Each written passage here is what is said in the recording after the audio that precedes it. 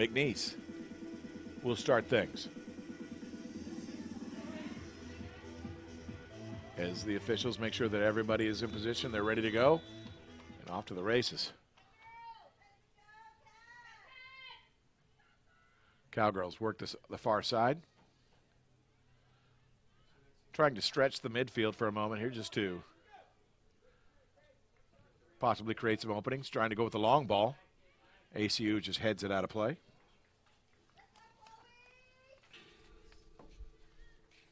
On the throw-in, Adcock. Turn in the corner, number 28, Gadecki, trying to at least. She's being wrestled around. Abilene Christian's Dylan Owens gives it up in the middle. Trying to get behind, they do. Gadecki, opportunity on the cross. Abilene Christian battling, and I tell you one thing, there was a defender in the box that's now getting off the ground that had almost fell on the ball but had to keep the hands away and truthfully was able to kind of use her body as a shield, allowing the keeper, Aaron Smith, to cover it up. Was there a foul on the play? There was a foul on the call in the mix or straight play? Undetermined.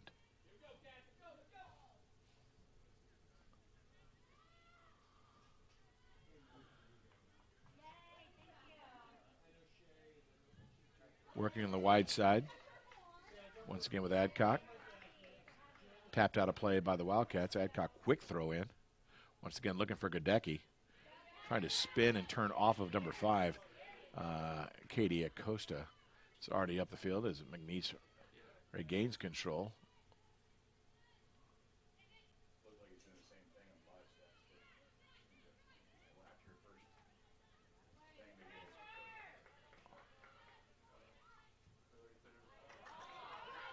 Trying to split the defense. Coming out, Rockefeller. She had to just pretty much throw herself into kind of a dangerous situation, but that's the job of the keeper, to give up the body.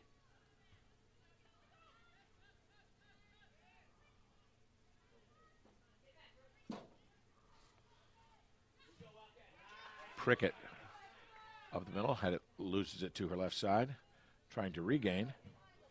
Abilene Christian advancing, trying to tap it forward. Oh, just too much.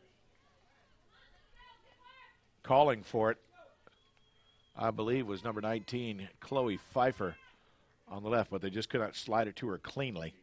It ends up going all the way over the end line, so a goal kick coming.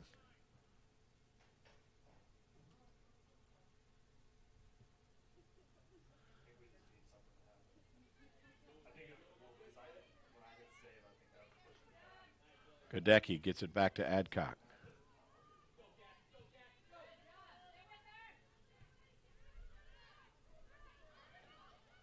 Appreciate all the friends and family that have traveled to watch our favorite teams here in Corpus Christi.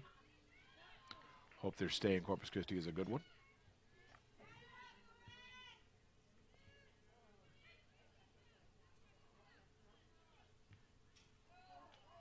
Last night, was not sure of what the weather was going to be like, as we had some significant rain in the evening. But that does not appear to be an issue today. Adcock sends it to the 18, tapped out. Not sure what she saw, but trying to find a way through that. I believe that was Prickett once again. Or was that Palais? That was Palais.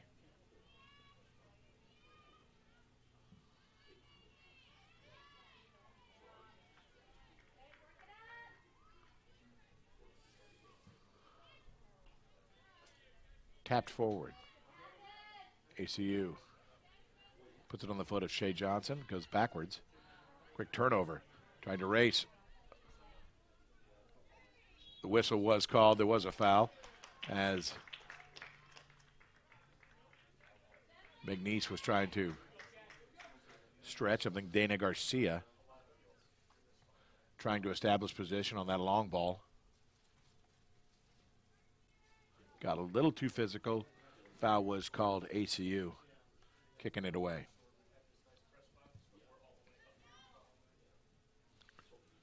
Going all the way out of play. McNeese with the throw in. Adcock handles the duties primarily from this side of the field. Palais going to send it back.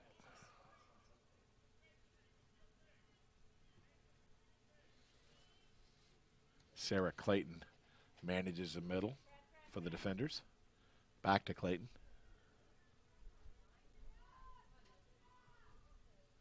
Just a little chip forward. ACU, though, taking control. And after the misplay to the middle, Adcock with it. Cross to Gadecki. Adcock calling for it. It's going to be defended well by ACU. Slowing things down, number 5, Katie Acosta.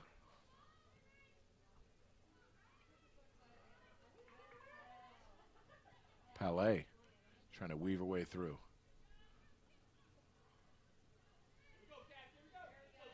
Working it to the far side.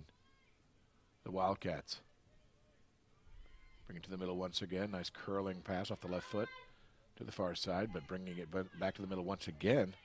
Number 19, Pfeiffer, is taken over by McNeese. Transition chances. They're going to go wide with it. Bringing it back, tapping it into the box. It's going to go off of, they're going to say, McNeese. So a goal kick coming up.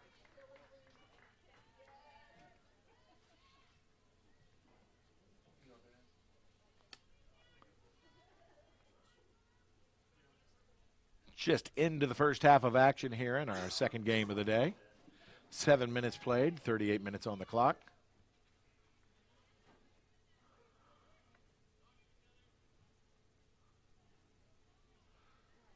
Teams still kind of in a bit of a feeling out process, but trying to put some plays together. ACU on the throw in and mishandled. McNeese takes it back immediately. Gabby D'Alessandro. Deep throw in.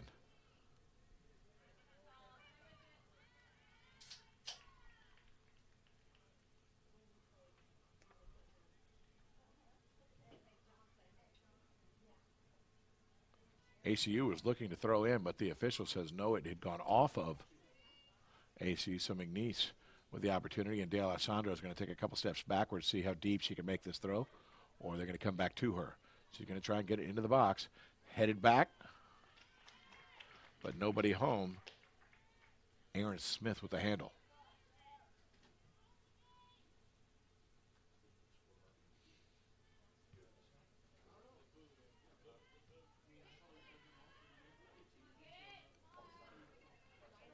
Adcock knocks it forward. Gadecki's got some room on the right side.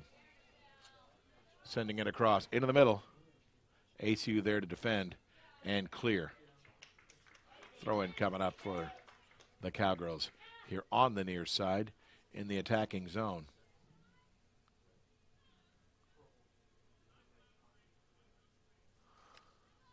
Gadecki just couldn't, just kind of took a hard bounce off of the shin.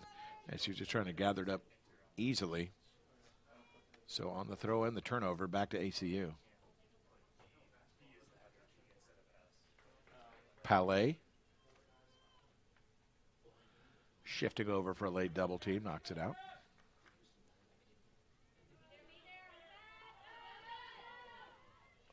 Interesting battle.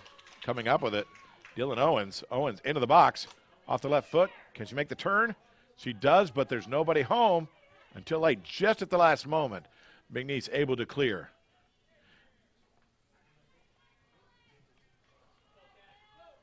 Ball found a little bit of open space.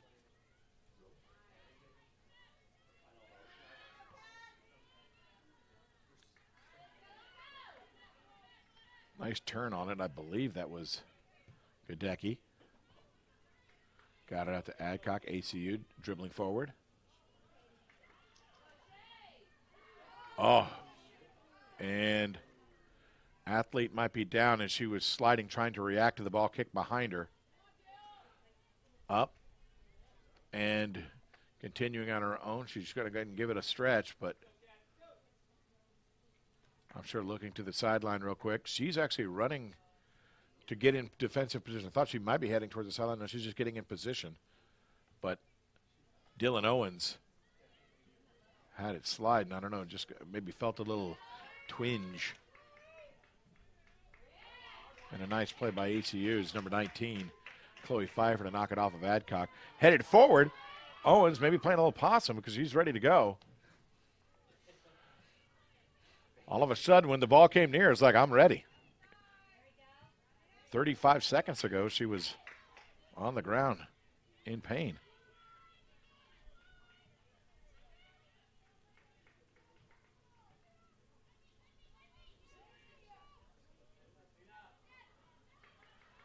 Out wide, Gadecki.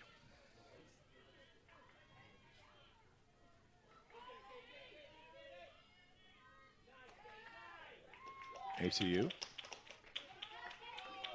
A little physical play on the sideline.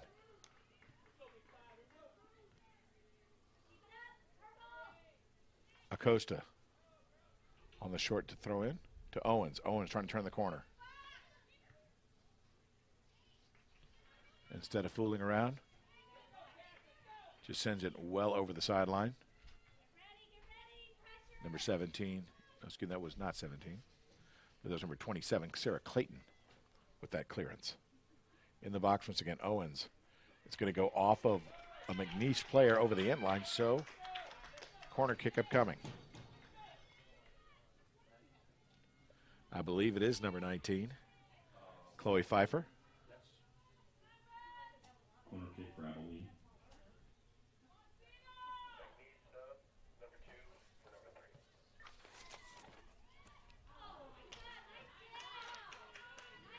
In traffic. Nice grab by Rockefeller.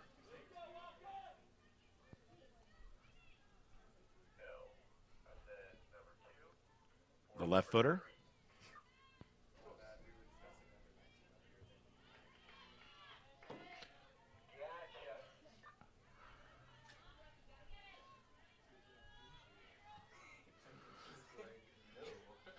Similar start that we saw in game one with SFA and San Diego State. Ooh, bodies got tied up. They're going to call the foul on ACU. A throw-in only. Looking to the official on the far side, he was just referencing the linesman. Thought he had called the foul. Substitution for McNeese. Alexis Rodriguez, a 5'2" sophomore defender from Plano, in for Rebecca Adcock. Palais sends it to the middle. Trying to jump the play was number 7, Artiega. Artiega's going to have to run back to her original position, defending in the middle.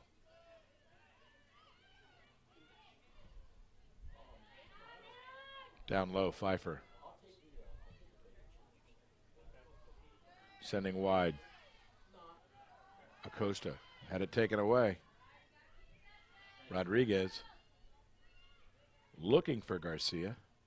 Goes by. ACU regains control, at least for the moment.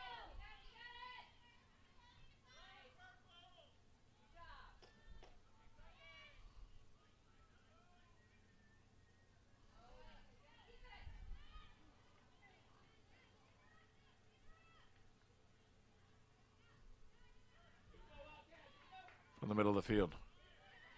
Palais feels a little bit of the pressure. Gives it back. Looking for Garcia. And it's going to be out of play off of ACU. So throw in upcoming in front of the McNeese bench. Follow the Southland Conference on Twitter, Facebook, and Instagram, all at Southland Sports.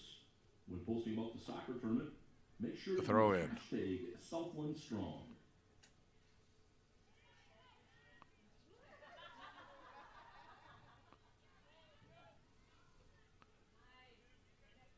Advancing it forward with the volley. ACU. It's going to make its way all the way to the sideline.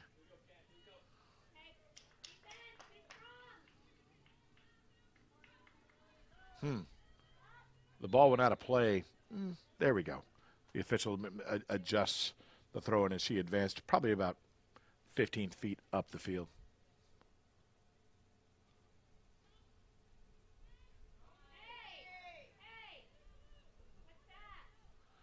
Palais recovering.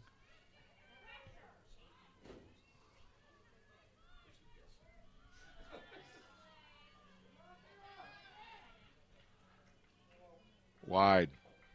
Arteaga. Getting it back to the freshman of the year. She finds number 19, Pfeiffer. Pfeiffer with an opportunity with the left foot. Tries to go wide, but she pulls it. Roquefort gives you a small window to work with. Has to be perfect. But for Arteaga, she commanded a lot of attention, allowing Pfeiffer to break free on that left side.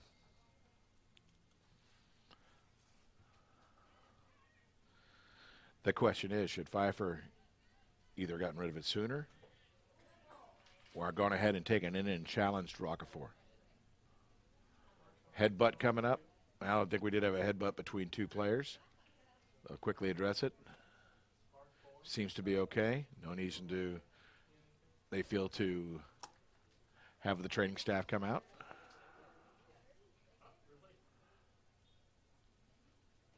I stopped the courtesy move by ACU after the headbutt is to go ahead and send it back to the McNeese keeper.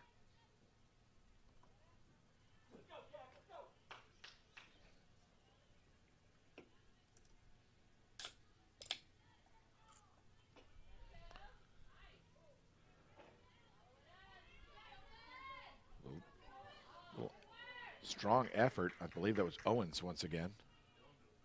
Just applying pressure onto the McNeese D. A little bump here and there from Clayton. I think it's going to work to her advantage as it ultimately is knocked out of play by ACU.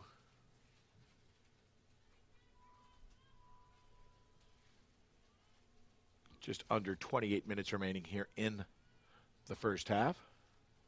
0-0. Couldn't get it across. There was a wide open McNeese player at the 18. They just could not get it to her, get it on her foot.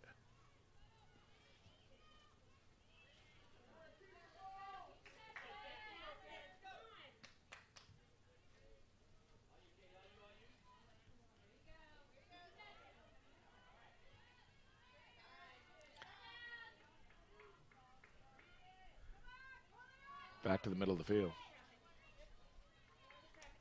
I believe Palais, yes it is, sends it wide.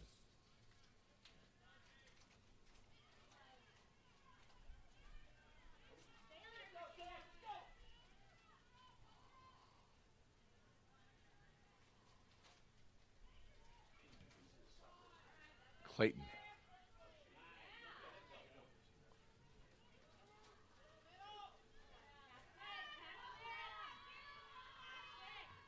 Little battle on the sideline. Kicked off of an ACU player. McNeese on the throw in.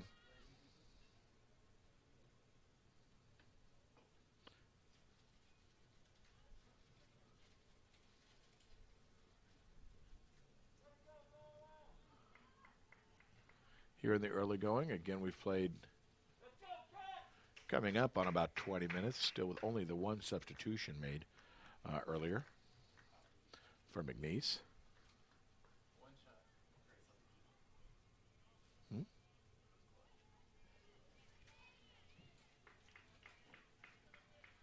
Running underneath, Aaron Smith.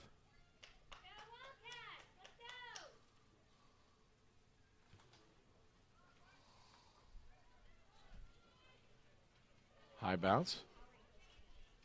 Nice battle.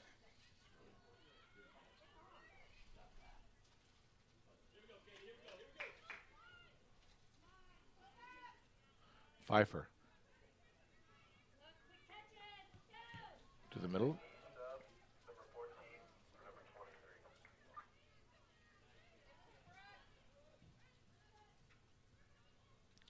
Sending it back. Sarah Ortiz. Correction, that was Rodriguez. As I mentioned, oh, nice through ball.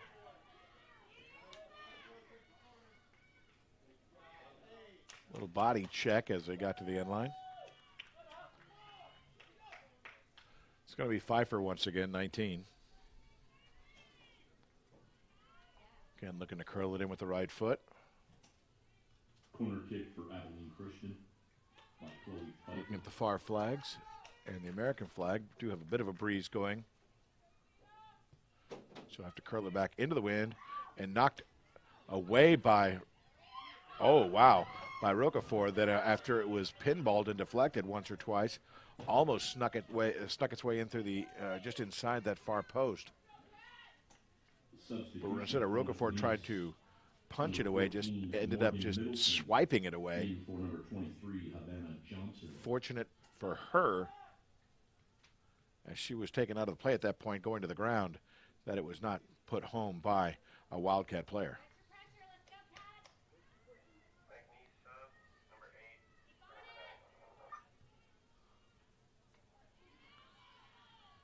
A couple substitutions to announce as well. McNeese advancing. Looks like it'll go all the way over the end line. Goal kick coming up. Substitution a moment ago. Number 14, Morgan Middleton for McNeese came on for number 23, Havana Johnson. And a substitution being made right now. Number 8, Anna Watson on for Dana Garcia. Again, all substitutions to this point made by the McNeese Cowgirls.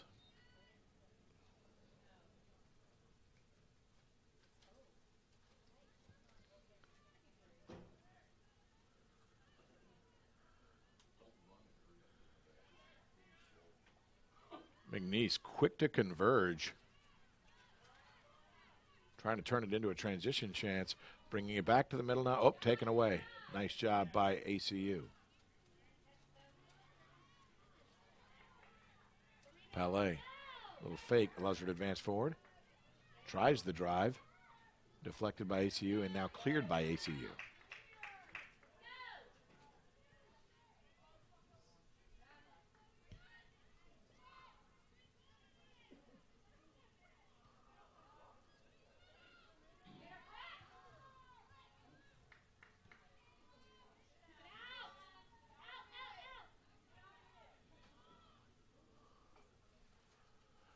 Out of bounds.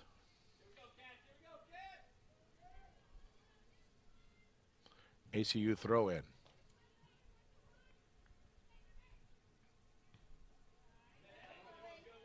Linesman said play on. As that ball was flirting with the plane above that sideline.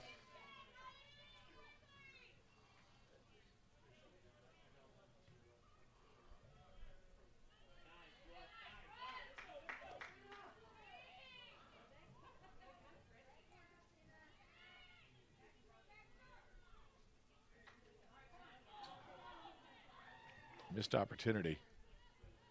Owens had a chance as he was approaching the 18.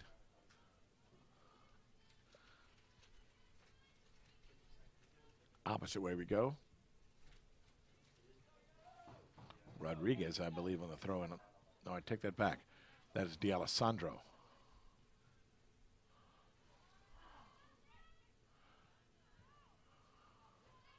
Trying to sneak one through the D. ACU recovering well, thwarting that effort.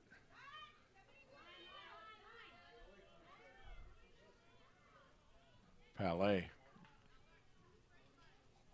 bouncing off of number 4. Shay Johnson was able to gather up that loose one. McNeese sends it back, and they'll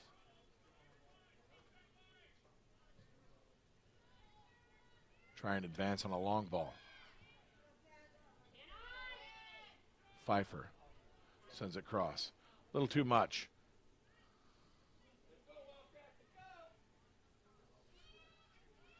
D'Alessandro sends it up. ACU's answer is to just go ahead and kick it over the sideline into the McNeese bench.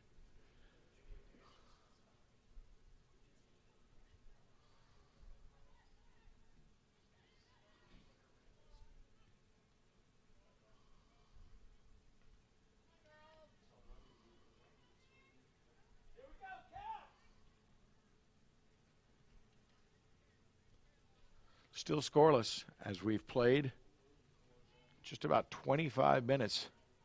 20 minutes remain here in this first half. McNeese trying to advance. Headers in the box. Trying to get a clear. ACU doing so. Trying to pick up that number, but it is hard to do from this distance.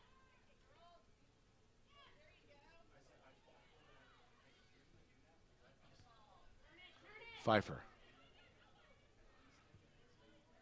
Sent it back, tried to move it forward as number 20, Brooke Lenz, was finding some open space. Kind of got some air underneath it, so kind of took a little off. Lenz, this time in the middle, tries to wheel it. Ahead, knocked away, now ACU on the recovery. Sends it back to the middle, looking for Owens. Misplayed by number 5, Nikki Schaff, but McNeese able to maintain possession.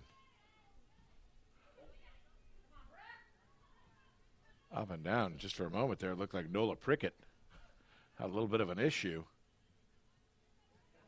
but got up quickly. Stayed on the ball. Owens with a 2-on-2 break. Owens trying to go wide. Nice effort from McNeese's number 5, Nikki Schaff.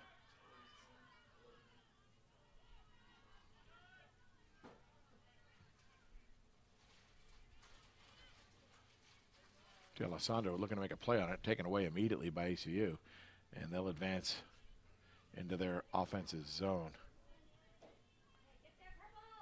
Clayton sends it forward, but taken away. Arteaga.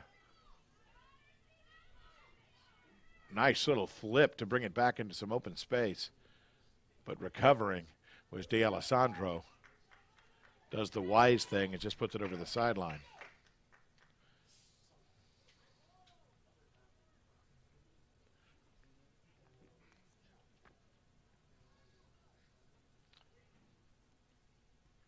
Throw in on a one bounce.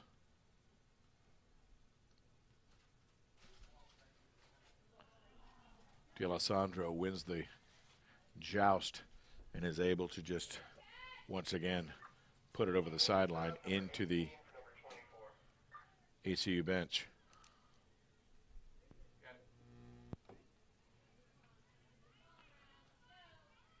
Arteaga sends it in.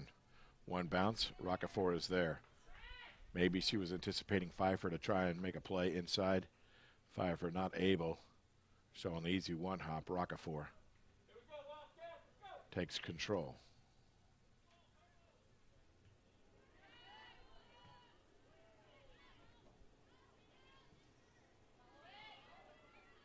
Rockefeller was definitely having a season to remember. But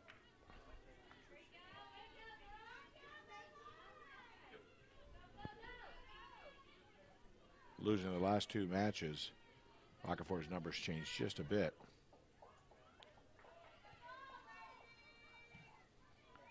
Falling 4-1 to Lamar in that final regular season contest. The goals against average jumped just a bit.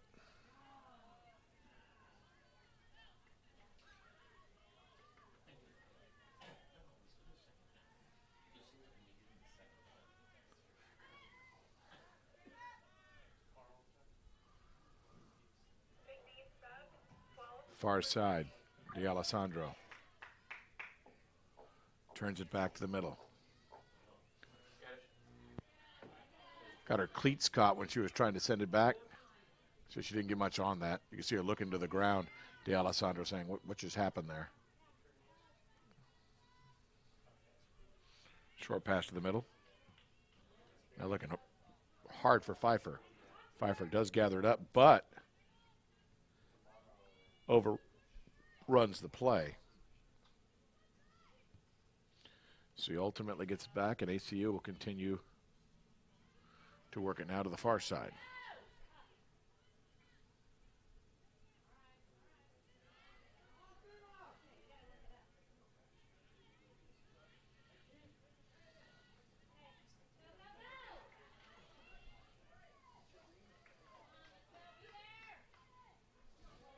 McNeese's.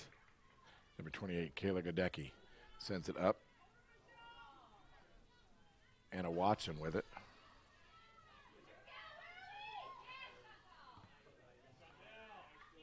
Watson challenging defensively. ACU, Palais ends up winning the battle there, and with 4 back, McNeese pretty stingy defensively in that back row.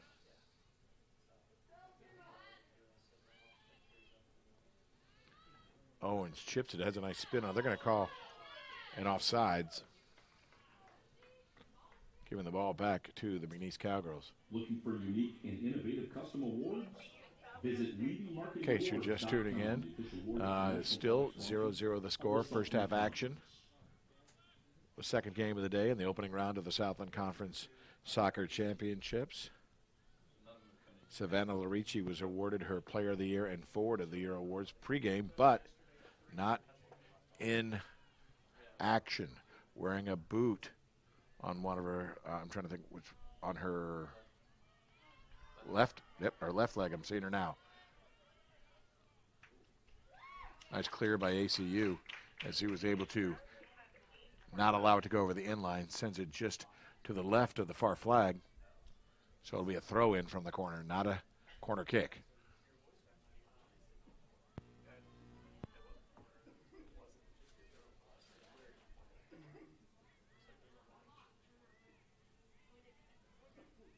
Are they going to call it? Are they going to call it a corner? From our vantage, I just don't think the official had a great vantage point then, because from our from here it looked clearly it was on the left side of the flag and not over the end line. And he's going to allow it.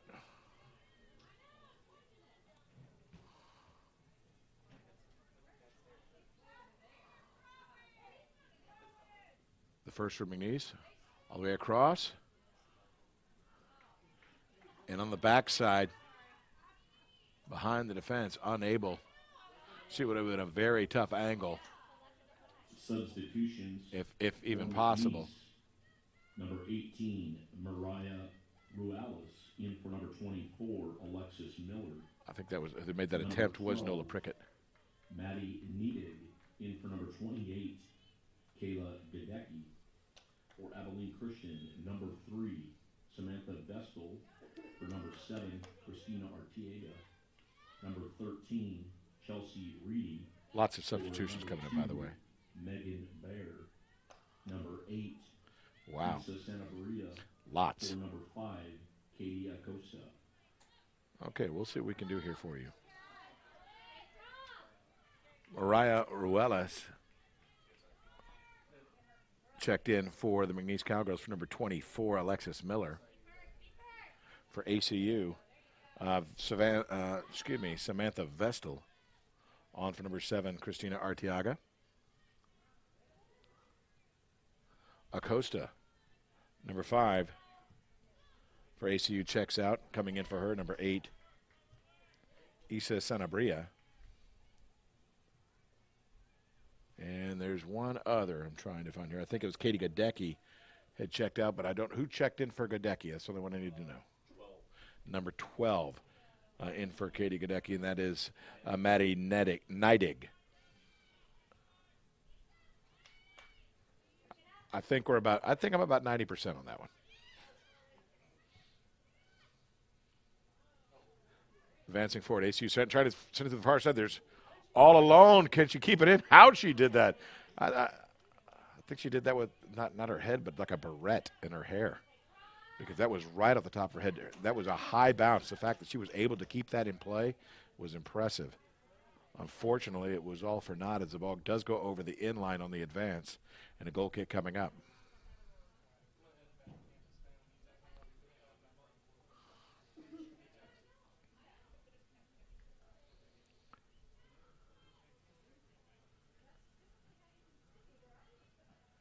Just over 10 minutes remain here in the first half.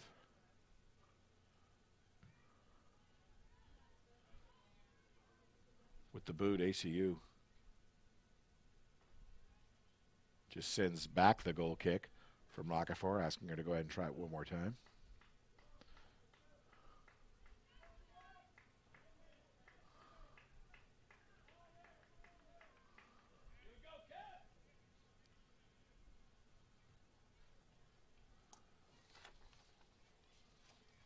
Squaring it up. Once again, the low liner. Little pop-up, but McNeese has it in ACU territory, and it's going to be a Cowgirl throw-in.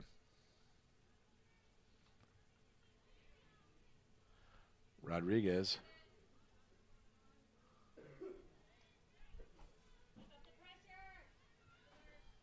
Correction. Nope, no, that is Rodriguez. Rodriguez did a nice job going ahead and smacking it off of Pfeiffer, throwing it in once again. So quickly get it in to Palais. 8:50 remaining. Clayton from the mid. Knocked down, but McNeese gathers it. Long kick attempt, but ACU comes in. Uh-oh. Ball came free in the middle of the box. There was definitely a chance for McNeese, but ACU comes out of it unscathed. Tapping it forward. I tell you, what a battle. And the officials make the call, and they're going to call it against ACU, the attacking team, in that situation. I believe Shea Johnson called for the foul.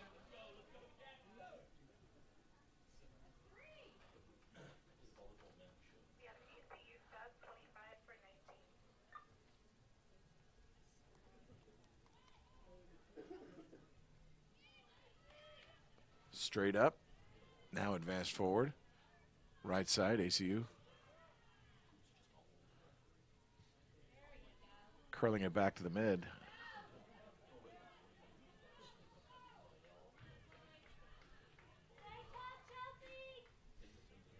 Rodriguez. Back and forth now to Clayton. Clayton skips it towards the mid. Nice reverse.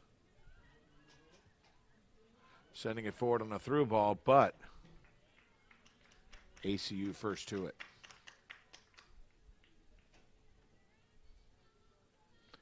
Aaron Smith with 7 minutes remaining. Sends off the goal kick. Rodriguez not giving up the corner.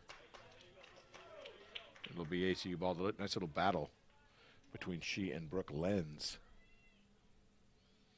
Although it's ACU's ball, I think Rodriguez made the best of the play in that situation. Substitution coming on for ACU. Number 25, Bailey Hucks. For number 19, Chloe Pfeiffer. Heard a lot of Pfeiffer today, a lot of activity going through her.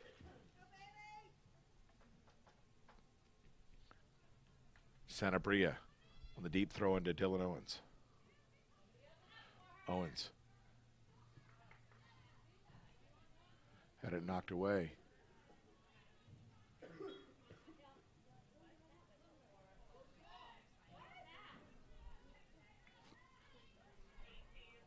Called a handball, I believe.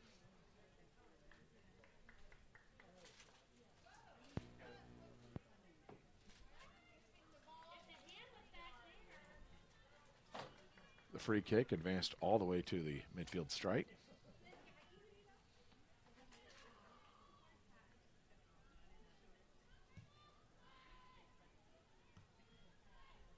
Little volley to the middle. Slides this way. Rodriguez getting into the action. Smith was just a little hesitant coming out, waiting for that high bounce. Didn't want to get in a position where she's too aggressive and ultimately runs underneath a high bouncing ball. Do not want that to let that get behind her. So just a heady play on her behalf.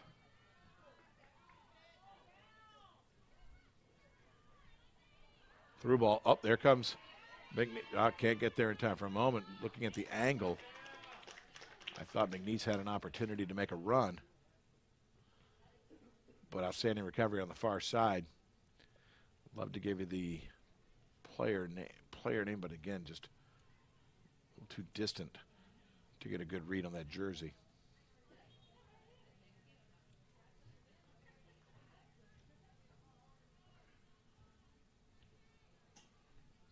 Once again, if you just joined us in Game 1, it was Stephen F. Austin advancing to the semifinals as it took a 4-1 victory over Sam Houston State. The winner of today's match will take on SFA in the 4 o'clock game on Friday.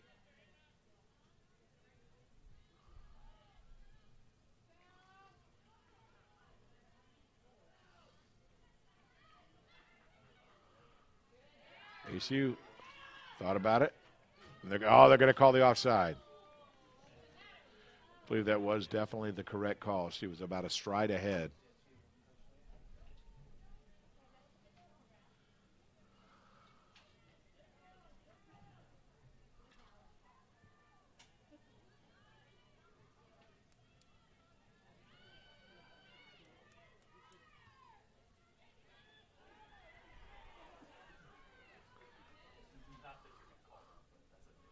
Man, there's some pounding.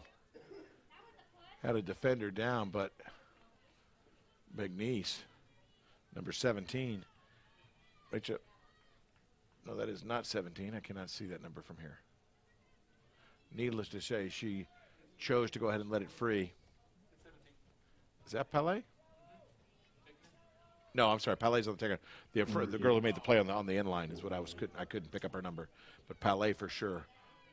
On the cross, it's up, header straight up. Who can make a play? Still free. Just a little push towards the goal, goes wide left, rolls slowly over the end line. Smith able to gather it up. 2 minutes, 40 seconds remain. Will someone be able to pick one up and change the complexion of this match entirely, heading to the locker room?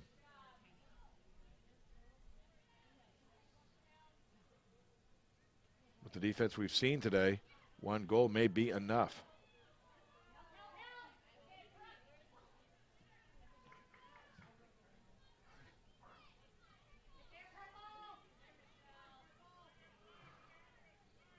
It's number 12, by the way, the player who made the play on the end line earlier. Now I've been able to read her jersey. That was number 12. Maddie Neidig.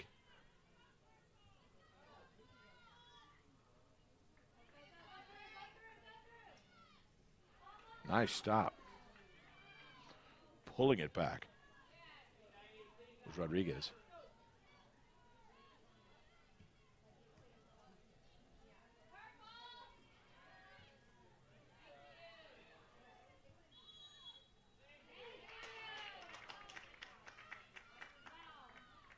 As they were jostling for a position in the middle, it was number 8, Anna Watson, rolling up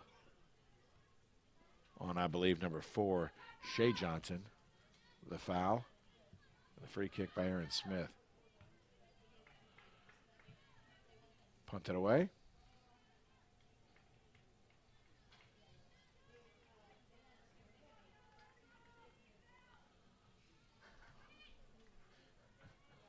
Sent back. 1 minute remaining in the first half. Bailey Hucks. After a couple passes. Turnover on a through ball. Again, just a lot of speed from Abilene Christian's defense. Not enough to get through. Nola Prickett.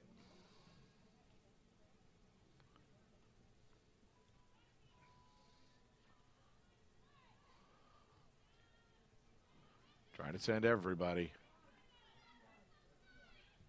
ACU wisely in their side of the field just goes ahead and kicks it away. 20 seconds remain. D'Alessandro to Prickett. Into the middle, tapped away, and Smith is going to go ahead and 9, 8, 7, 6, 5, 4, 3, 2, 1. For a moment there, I thought Smith might have gone over without control with the ball, which would have resulted in a corner kick, but I don't think there was nearly enough time available for them to set up a corner kick. So the clock does expire, and we head to the half. 0-0, 0-0 the score here after the first 45 in match 2 of the day. The number 3 McNeese Cowgirls and the number 6 Abilene Christian Wildcats. We're going to take a break here on the Southland Digital Network. Come back momentarily. We'll have some halftime statistics. Get ready for the second half. Once again, I'm Stephen King.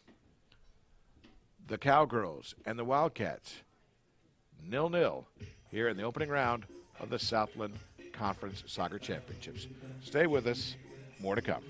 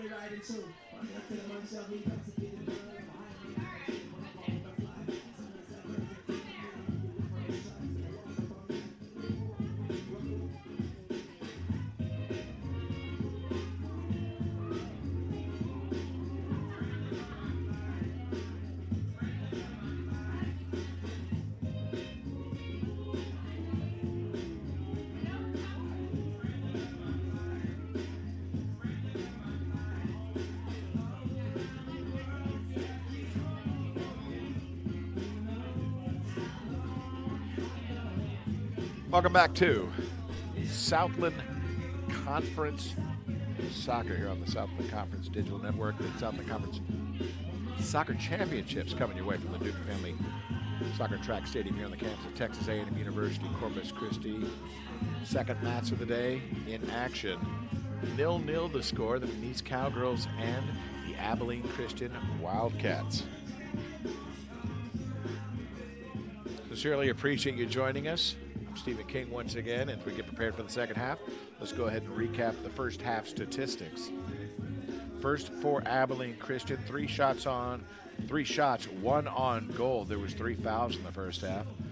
We're able to garner a couple corner kicks along the way in that first half, but none successful in the goal scoring department. Chloe Pfeiffer did have 2 shots, 1 on goal. Dylan Owens also with the 1 shot in the first half. For McNeese, 4 shots, 1 on goal in the half, 2 fouls called. For McNeese, also 2 corners in that first half. Picked up the 2 fouls as we mentioned. I tell you one thing, they spread it around a little bit. Palais, Alexis Miller, Watson, and Neidig, each with a shot apiece for McNeese. But looking at these statistics, that one glaring name that is not on there, of course, as we've mentioned before, is Savannah Larici. He was discovered prior to the game. That's who came out in a boot. The current Southern Conference Player of the Year, Forward of the Year. Had a hat trick against ACU the first time these two teams met in a 3-0 win, scoring all of the goals. She's not here. And so ACU is trying to find the back of the net and capitalize on the lack of, well, that departure of a big piece of that McNeese offense on the bench. 0-0 the count, though, and the teams are getting final instructions.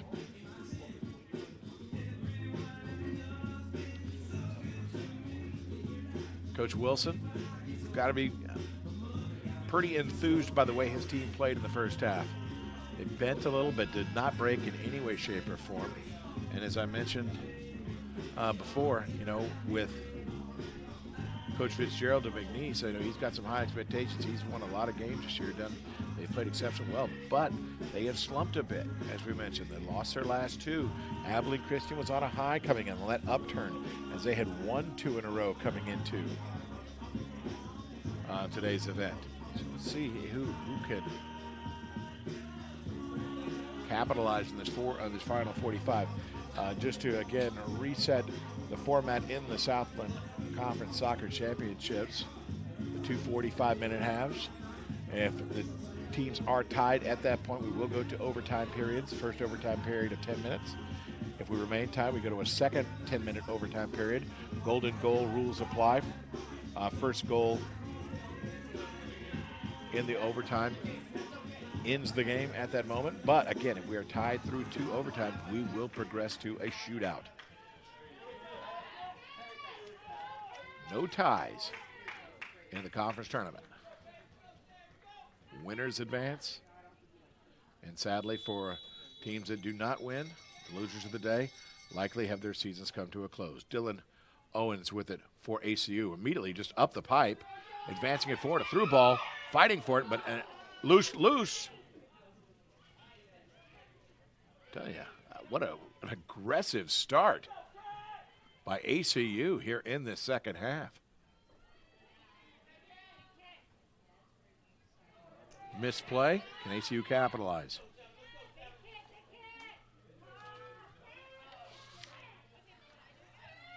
Flipping it to the corner, I tell you one thing, it was definitely on Rockefeller.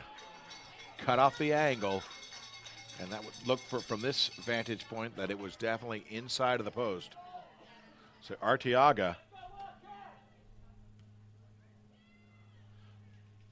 flicked it to the open number 11, Dylan Owens. Well, just didn't go down this time.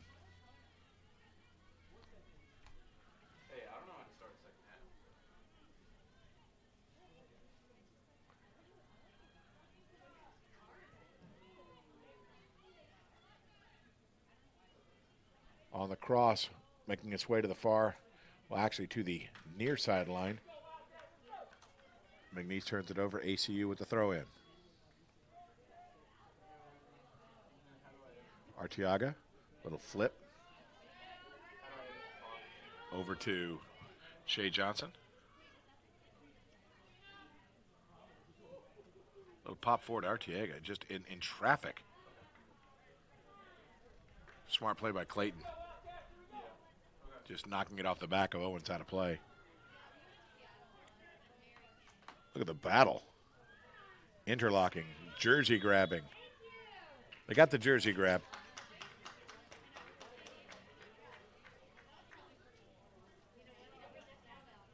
Hannah Watson, call for the foul. Chantel Kinsey to kick it away.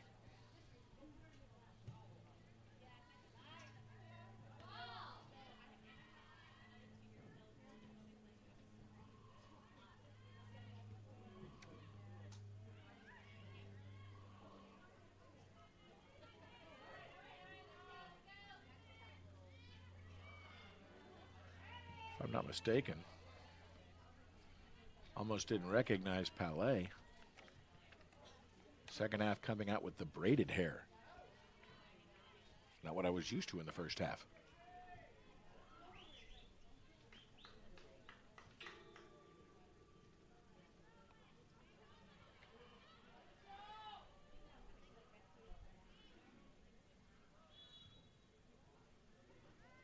Foul was called right when the far pressure was coming in from McNeese, trying to create a turnover and possibly a breakaway opportunity. But a foul called on the Cowgirls. Aaron Smith will advance well outside the 18.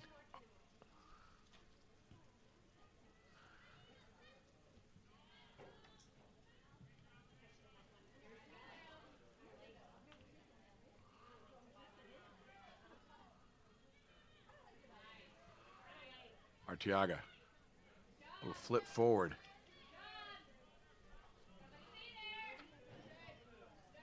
Sing it down the line. Rockefeller comes up with a Dylan Owens. Tried to make a play at the last moment. Off of the cross by Shea Johnson.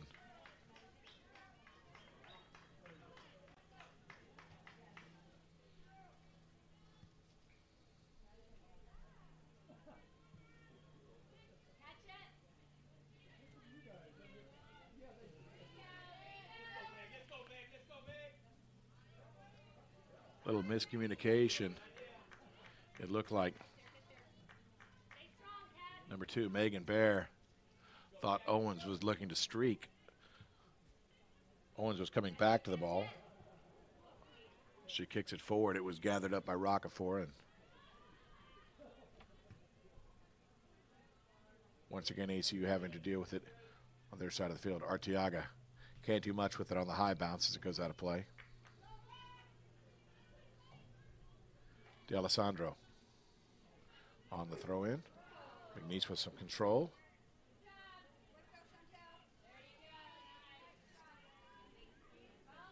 Garcia in the chase. They're going to say off of ACU. So it appears that Rodriguez will throw in from the far side. So let's go ahead and send it back. Back to Rodriguez. Sends it into the box. Header across on the volley. It was Palais, But an outstanding recovery by Aaron Smith of ACU.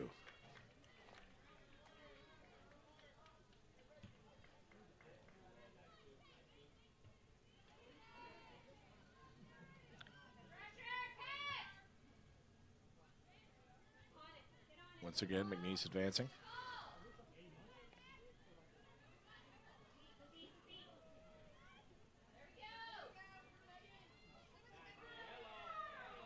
Nice little drop. Palais will give it up to D'Alessandro.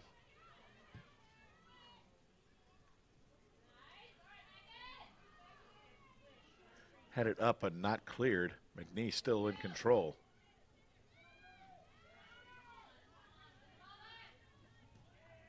With the left foot, Smith's going to let it go wide. Goal kick coming up. As the official rare coin and bullion dealer of the Southland Conference, Universal Coin and Bullion and President Michael Fulgens are proud to support the academic and athletic accomplishments of student athletes. Please visit universalcoin.com to learn more about collecting rare coins and investing in gold and silver.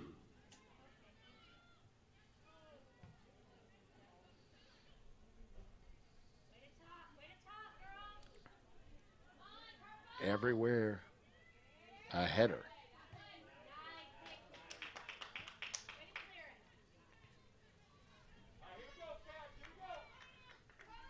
McNeese throw in.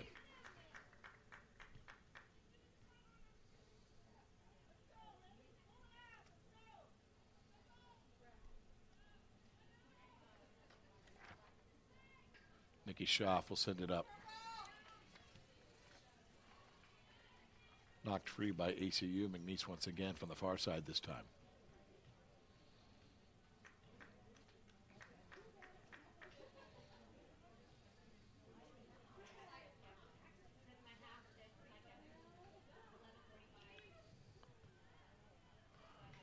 ACU tapping it out as it was tight roping.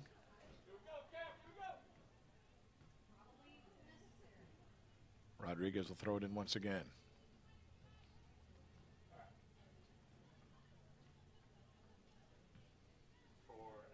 High.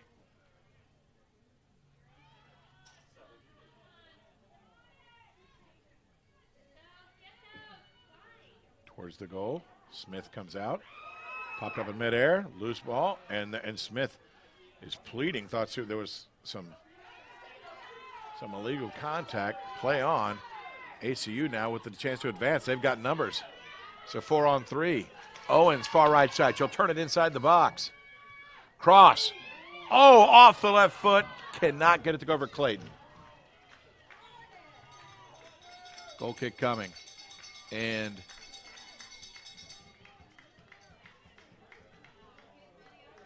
that was a huge opportunity as ACU beat the defense, but could not connect on the final pass. And I think the opportunity was there. It's Shea Johnson.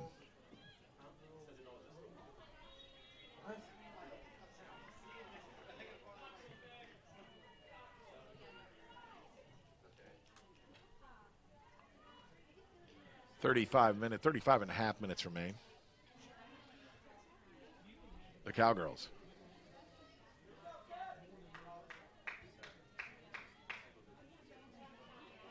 Now with 5 players on the 18. Chipping it into the box, getting behind, heading it. It was Palais. She could not steer it to the far side to the open end. Aaron Smith picks up the one hop.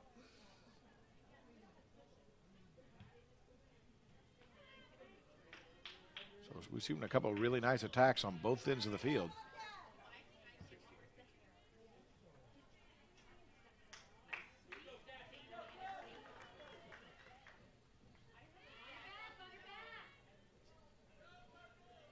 Arteaga. She overran the play but came back into it, was able to steal it back away from number 8, Anna Watson.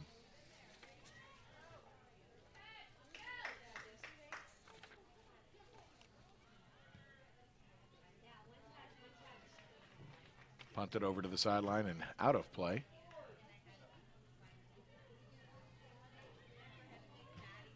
McNeese trying to curl it into the middle.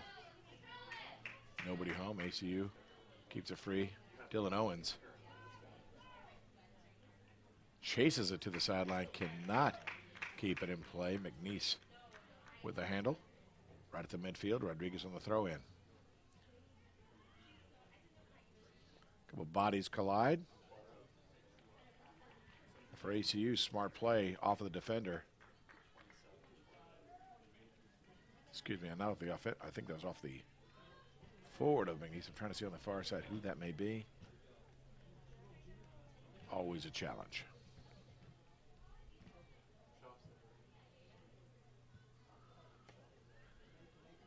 I believe it was Anna Watson who was deflected off of out of play, and it was kicked away by Aaron Smith. McNeese, I think, off of the side of the foot of number 5. Nikki Schaff. ACU on the throw in.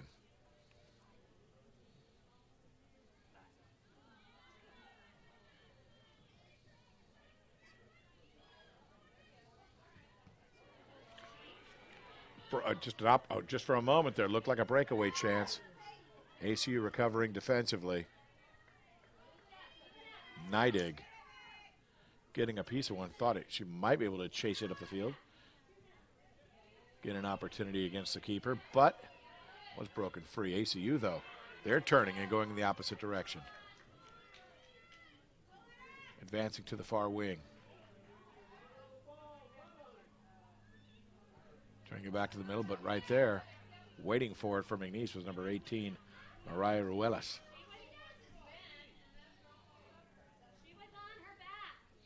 Foul called on ACU. A bit of a disputed call, but a call that is not going to change. Katie Acosta.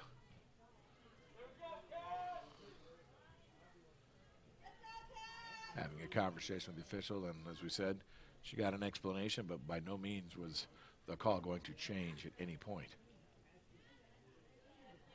Schaff sends it deep in.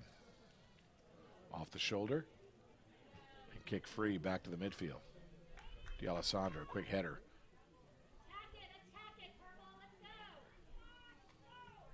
Palais to Schaff, now to the middle. To Prickett. Prickett battling at midfield, takes control of it once again. Finds Ruelas. Ruelas will just go backward.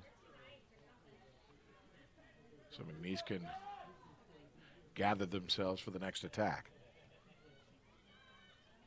Nice job gathering that in.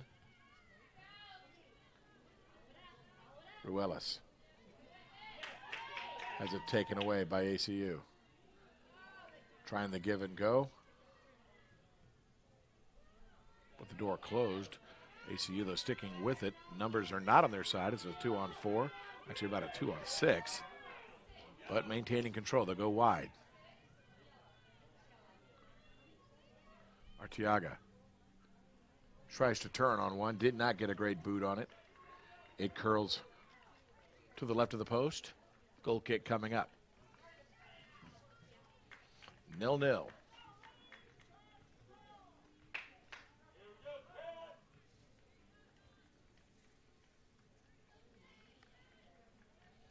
Rockefeller.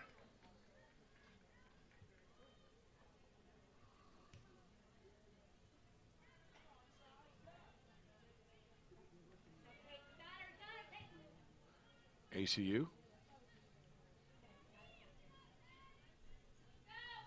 Sends it forward. McNeese will just have to regroup as they throw it to the middle part of the field. ACU now. There's been a lot of action taking place in that middle third.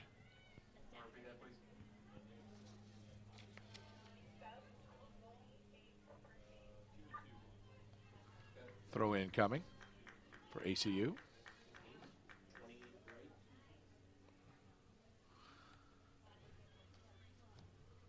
Owens. Here comes the double. She's going to try and set up, and she does. She sets up the corner. Pulled in Sarah Clayton.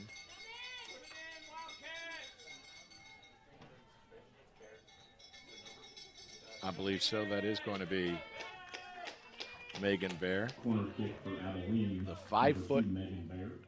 even senior forward.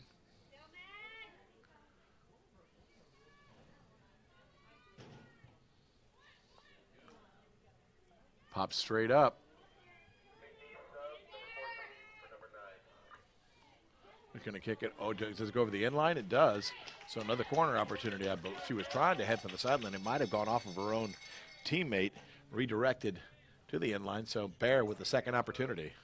ACU with a corner kick, Megan Bear.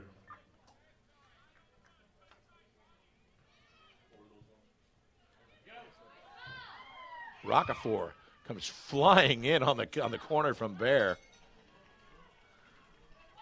Took one bounce, but she was on top of it.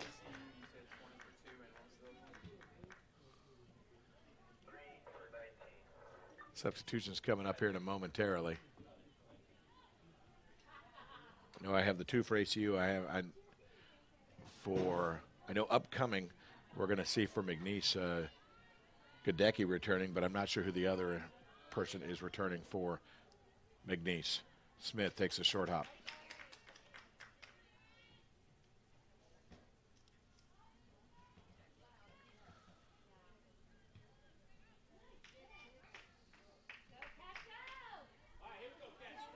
Owens had it taken away. She was trying to gather control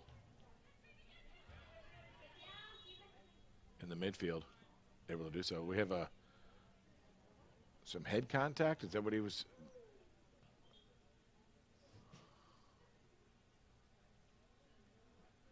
I believe that must have been the call. Not making the substitutions as of yet. Is there a 4 still on the sideline?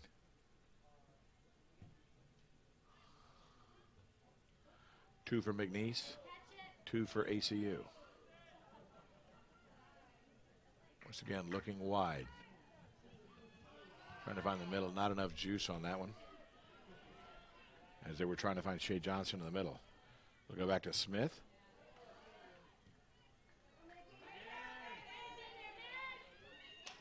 Bear. Sends it wide now to Arteaga. On the through ball. Little drop across would have been perfect. But Owens does not manage it well as they were going to the corner. It ends up going over the inline. A little communication. If Owens would have been aware of Shea Johnson's position. In for number 8, Anna Watson. Substitutions. Number 14, Morgan Middleton. In for number 9, Dana Garcia. The substitutions for McNeese are number 14, Morgan Middleton, in for number 9, Dana Garcia, number 28, Kayla Gadecki returning for number 8, Anna Watson for ACU, number 20, Brooke Lenz on for number 2, Megan Bear, and number 3, Samantha Vestal on for number 19, Chloe Pfeiffer. Owens turns the corner. Opportunity. What a play by Rockefeller. And I'll tell you one thing. Rodriguez actually got a piece of the first one as well, but I thought that was to the disadvantage of Rockefeller because it definitely caught her a little goofy-footed, but call it cat-like quickness or whatever, but Rockefeller on top of it. So I'd say in this half, McNeese has had the better chances. Correction, ACU has had the better chances. Got to get that. You'd think that yellow and purple I could distinguish which is which.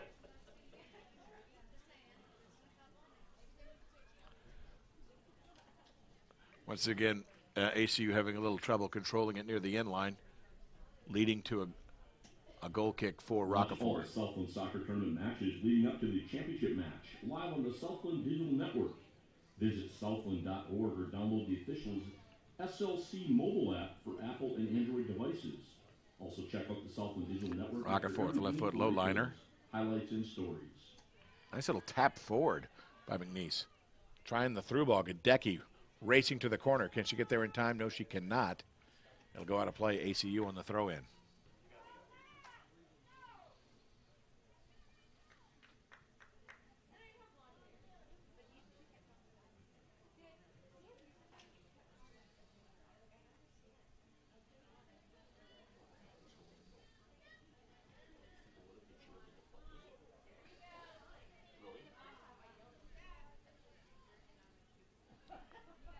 Nice little healer by Palais. McNeese maintaining control. Into their third. They're attacking third. Pops loose. ACU now taking advantage. Arteaga.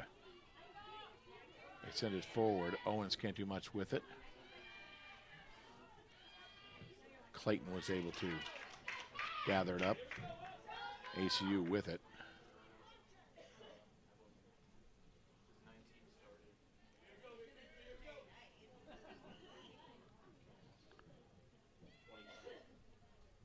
On the throw-in was number 33, Peyton Bucklew.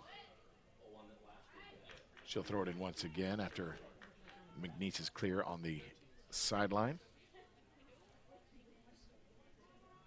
D'Alessandro tried to make the play, goes forward and tapped into play by McNeese. And that was an excellent play by Clayton. She kind of lured in the defenders, and once there was the slightest gap, she split the defenders to an open teammate, and she was able to clear.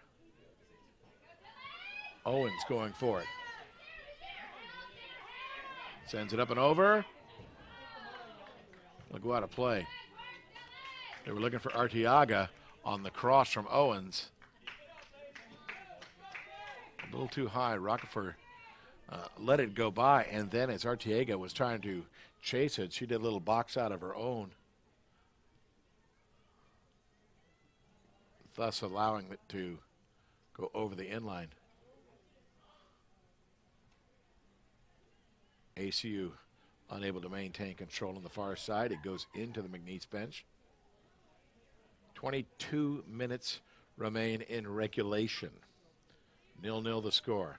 Gadecki sends it forward.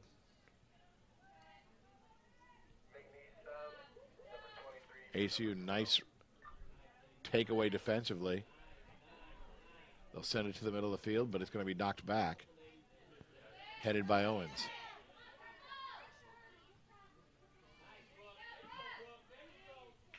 Palais to Rodriguez.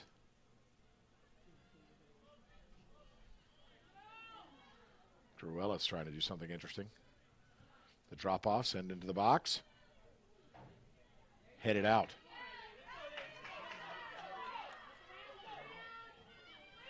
Arteaga, she's going to split him, and she'll be tripped at midfield, and they're going to go ahead. Play on. Really?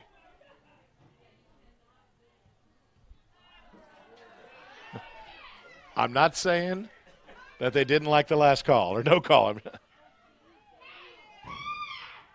got a few bodies flying in these last couple moments.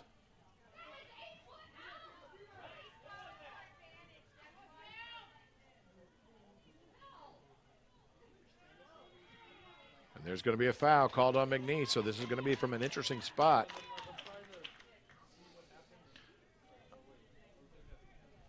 From a very strikeable range. For ACU coming on, Katie Acosta for number 8, Isa Sanabria. Trying to see who's taking the kick on the far side.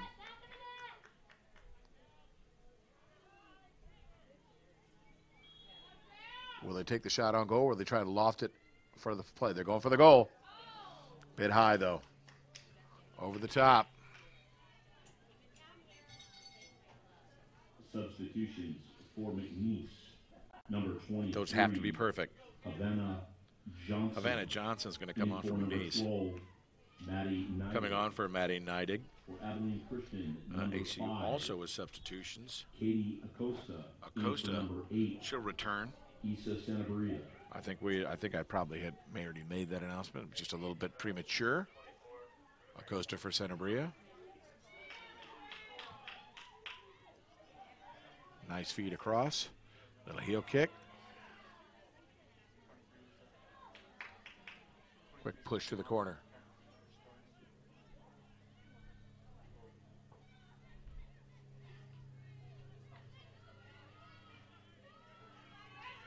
Ruelas trying that lead pass. Gadecki challenged. Goes back to the middle of the field. Trying to use her body for Abilene Christian. I believe that was Kinsey.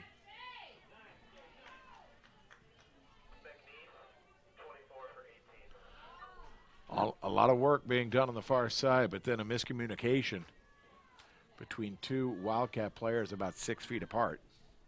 McNeese Goes out of play. Number 24, Alexis Miller. Miller's going to come back 18, on. Mariah Rualis. Alexis Miller for McNeese. Rualis is checked out. A little bit of a different scenario than we saw in the first matchup with Stephen F. Austin earlier, taking the lead and able to make a number of substitutions, more for just the whole idea of maybe saving legs. But right now in a 0-0 game, you have to take it into consideration. Yet at the same time, you got to give it your best, because if you do not win in the opening round, it just does not matter. So substitution is a bit of an art form itself, whether you're, whatever scenario you're in. If you're in a strong winning position, trailing, or in this case, tied with under 20 minutes to go. Arteaga sends it back to the middle. She wants to give and go. Calling for it. It's going to be a little short. Owens tried to find Arteaga on the give and go, but couldn't get it back in time. Prickett, long lead.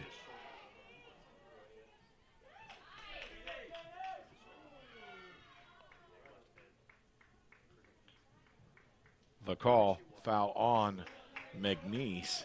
So ACU. Looks like Smith is going to come all the way out and probably take that free kick.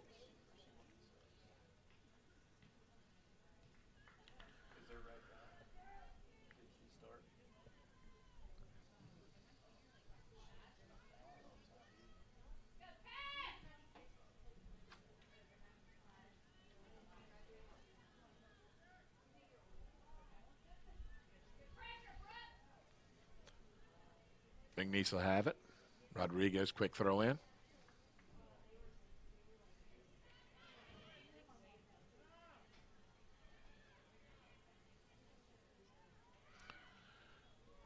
ACU tried to play it on that far sideline, tried to keep it in bounds, but it did just slide over. But on the throw in, well, as soon as I say ACU took control, it's given right back.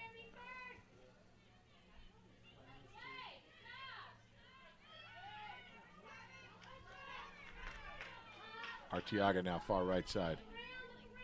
She likes to weave through traffic. She's got the skills. Sends it far left. Tried the short pass. The number 4, Shea Johnson, did not convert.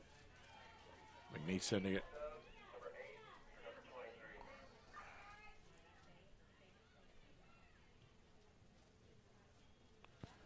Substitution coming up. McNeese, quick substitution, as they were both right at the midfield. For McNeese, number 8, Anna Watson. Coming on for number 23, Havana Johnson. For ACU, Megan Bear returning. For number 13, Chelsea Reedy.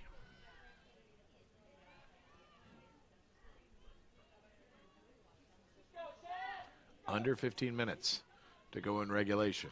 0-0. You want to maintain your aggressive nature, but you got to be very concerned about maybe being a little too aggressive, finding fault, and then creating a numbers advantage. McNeese now tapping it forward. Gadecki gets it into the box, but nice clear on the far side.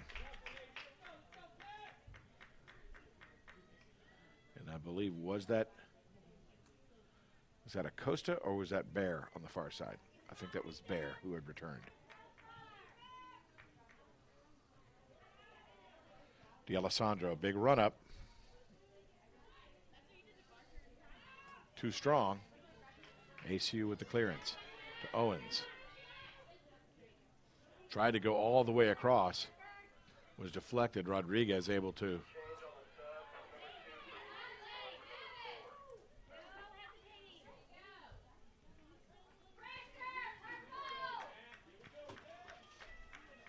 We have a quick correction. Bear is about to come in. I thought that was Bear already in. Very hard to read the numbers from here with the black numbers on the purple jerseys. Bear looking to check in momentarily. Trying to send it up the side to Dylan Owens. Once again, just unable to connect. McNeese defense not giving a whole lot of spaces. Into the open area, and there's going to be foul called on McNeese.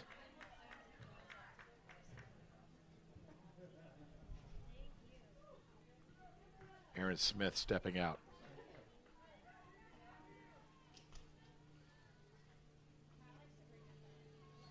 Once again, we mentioned if this second half ends with the 0-0 score, we will advance to an overtime period with golden goal rules. McNeese tracking it to the corner.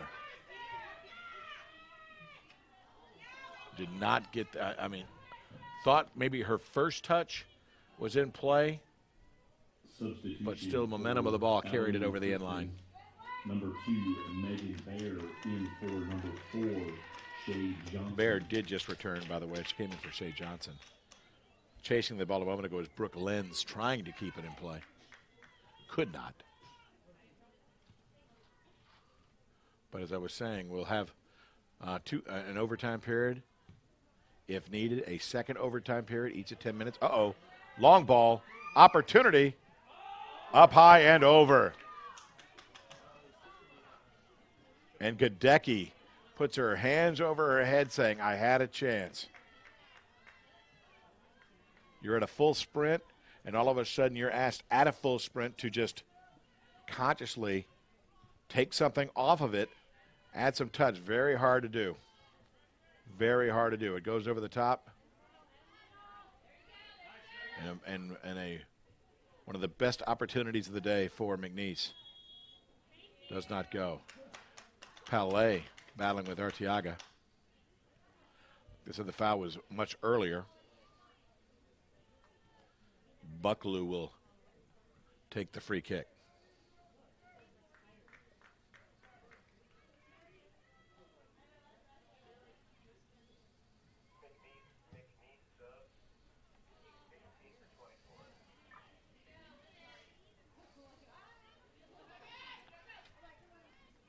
Far wide, ACU, only one there.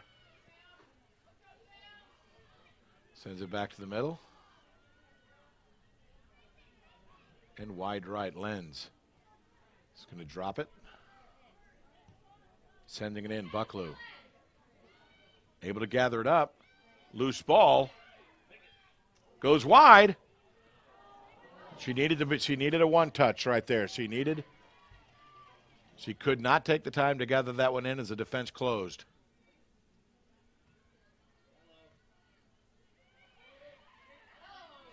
Flying back in, Gadecki, but right to an ACU player.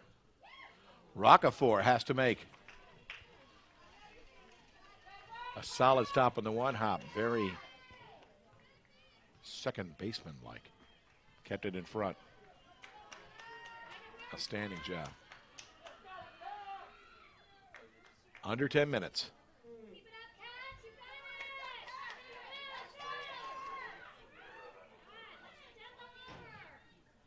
Palais sends it down the far side.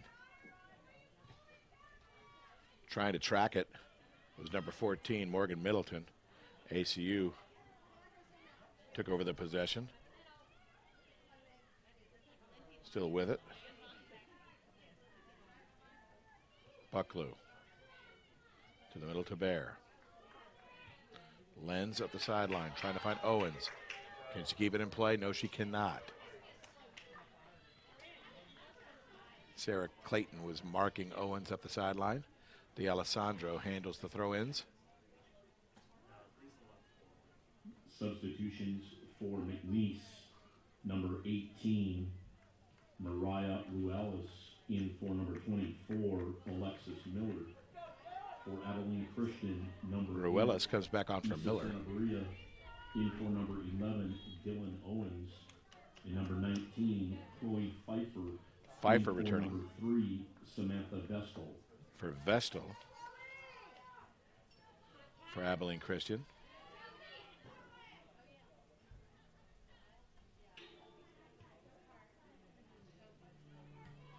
Palais pops it up at the mid.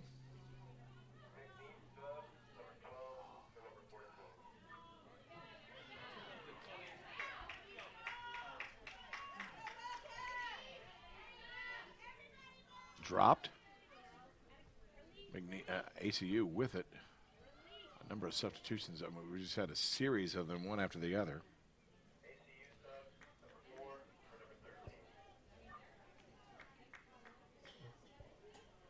Substitutions for McNeese, number 12, Maddie Neidig. Neidig's going to come back on for McNeese. Middleton. For Middleton, number 14 checking out. Abilene Christian's number 4, Shay Johnson, back on for number 13, Chelsea Reedy. 7:30 remaining.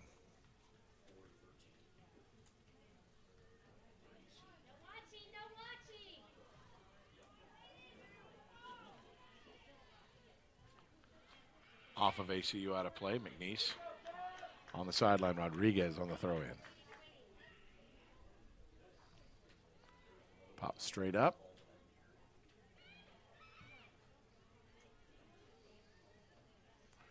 Roccafor takes the loose. Now under 7 minutes to play in regulation.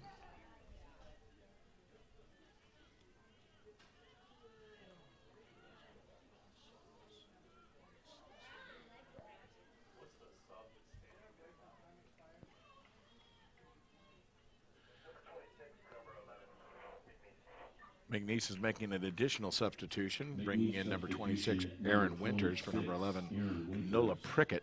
Rodriguez on the far side to throw in for McNeese. In the corner. Running a play. Looking to possibly, couldn't get deep enough to get a corner kick.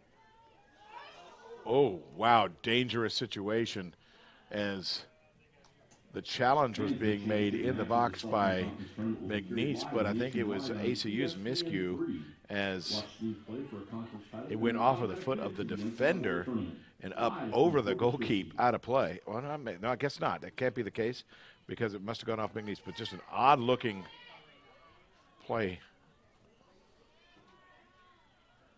Almost a big headbutt. Dangerous. They're going to call the foul on McNeese.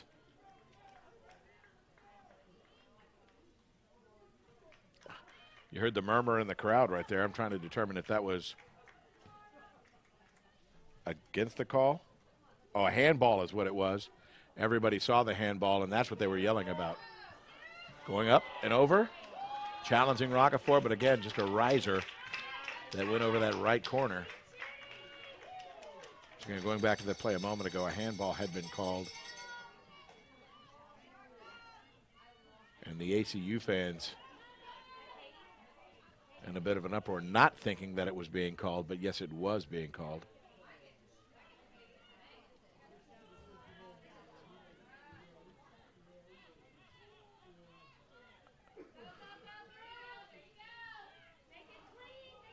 Arteaga.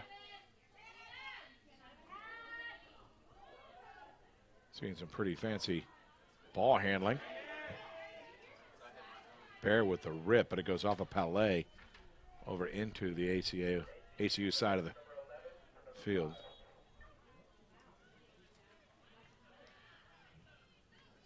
A quick free kick.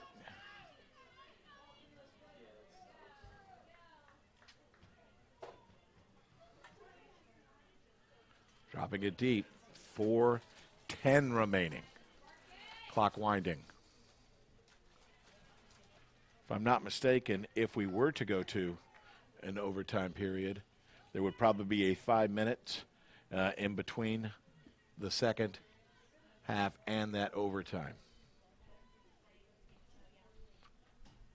I'm going to tell you right now, that was my best guess. And I think I was right. Owens for number 5. Owens is going to come back on for Abilene Christian for number 5, Katie Acosta. Owens bodies it into the box. Some space. Roccafor.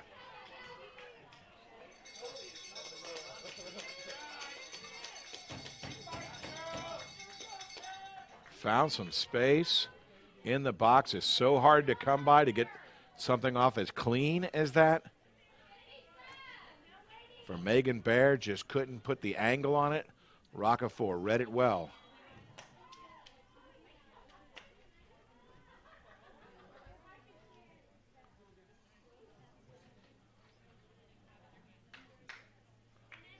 The offside had been called previously, so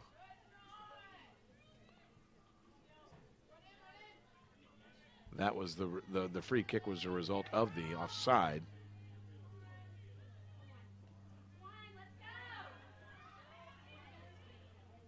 Pushing it forward, it's going to go off of ACU. Chantel Kinsey. Less than 2.5. Substitution for McNeese, number 11. Coming in for McNeese, number 11. Canola Prickett back on for number 5. Nikki Schaff. Oh, she comes on for Palais, not for Schaff.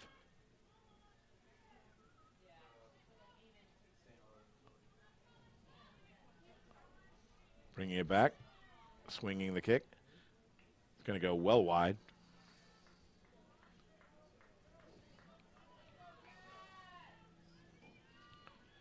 Two teams have been battling today. And again, without LaRicci, the truest go-to threat in the conference. Lenz right side. Arteaga with a nice long ball. Sends it in. Baer. She is hammered in the box, but again, making a play on the ball, they let it go. Arteaga, flip shot, trying to get it behind Roccafor. She was backpedaling. And before she realized that, yes, it was well over. Arteaga, feeling that Roccafor had come out of the goal, thought she might be able to go over the top of her, but could not slip it through that small window. Coming up on 1 minute remaining.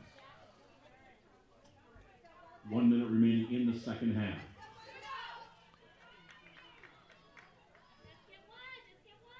D'Alessandro sends it forward.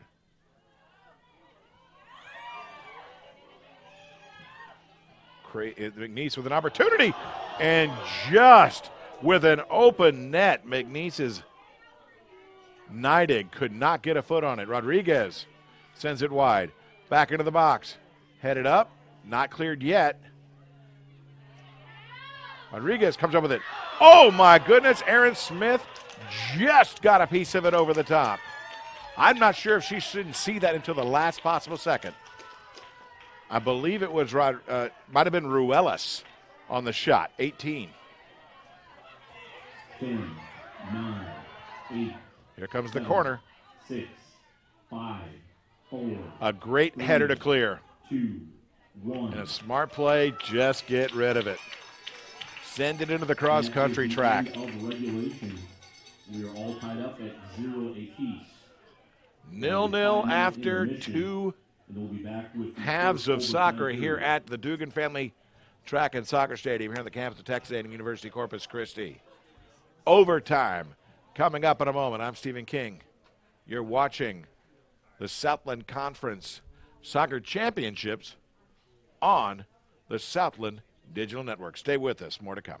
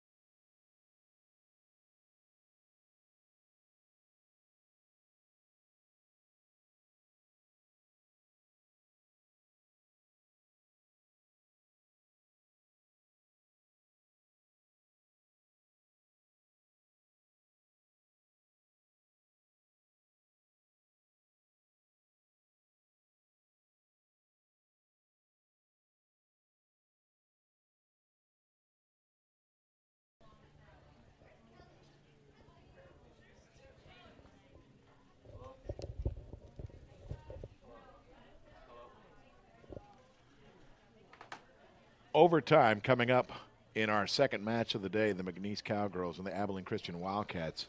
0-0 after the second half is concluded. We'll move into the 10-minute overtime. If no one scores in the overtime, we'll go to a second 10-minute overtime. At that point, if we remain scoreless, we move to a shootout. It's a long way away, so lots of action. And again, some of the most exciting offensive chances came in the final minute and a half. ACU with a chance to put it away, as well as McNeese under a minute. So some exciting stuff for the fans in attendance today, and for those of you hopefully watching right here on the Southland Digital Network. Looking at the statistics after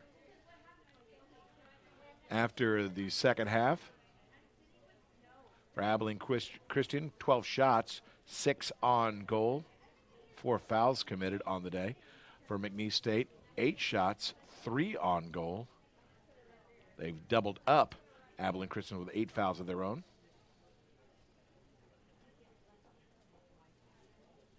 Two shots apiece for Gadecki and Palais for McNeese to lead the way. Acosta with 3 shots for Abilene Christian. 2 apiece, Arteaga, Owens, and Chloe Pfeiffer. Rockefeller credited with 6 saves to this point. 3 for Aaron Smith of Abilene Christian. It's all interesting and it's all statistical information, but it's all really irrelevant because it's going to come down to these final moments. A 10-minute overtime period, and we saw some pretty dramatic, a dramatic substitution pattern late in that second half, just trying to get fresh legs, then fresh legs, then fresh legs, keep them in. Let's see if they maintain that, or if this little 5-minute window of a break here will be enough for each of the coaches, Coach Wilson of Abilene Christian, Coach Fitzgerald of McNeese, to just send out his best and say, give me what you got. I need you for 10 solid. Final instruction. And McNeese will continue going from right to left here in the overtime. ACU coming out. If I'm not mistaken, I think they did have do they have an additional coin flip? Let's see who has got the ball to start.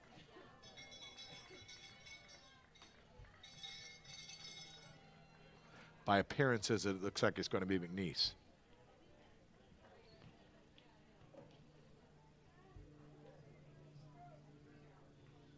Or not, okay? Or yes.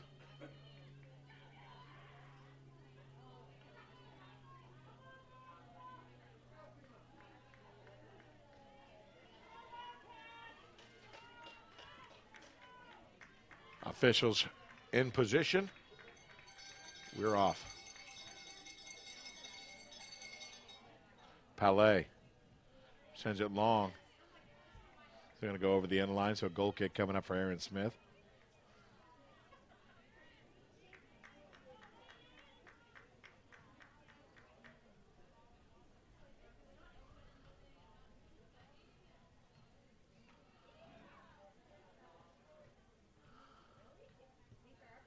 Again, unlike our first match of the day where it was overcast, a little cooler, sun came out, so a little bit more of a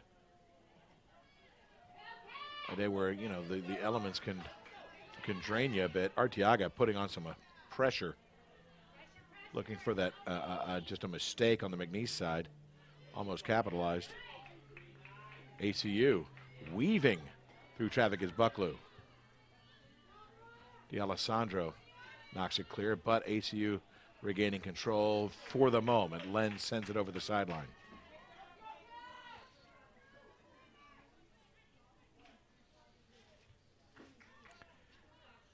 Headed back in by Shea Johnson. McNeese with some space on the far side. Prickett sends it to the middle. Ball is loose in the box, but Smith first to it.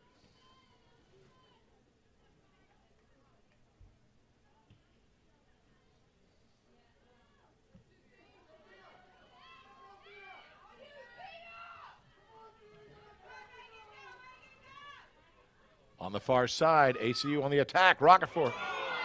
Wow. Again, just wide. And it does go over the end line and was not touched by Rockefeller.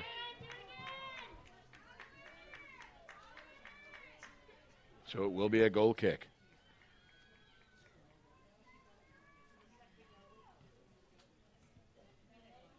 We've had a lot of close moments.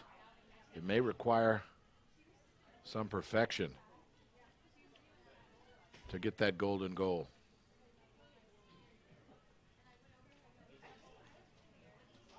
McNeese sending it over the sideline.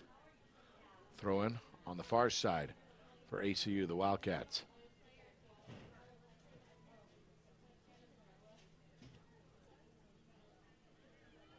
Using her body, Dylan Owens sending it back out, looking for the cross. Kicked away. Little chip to the far side. Unable to recover.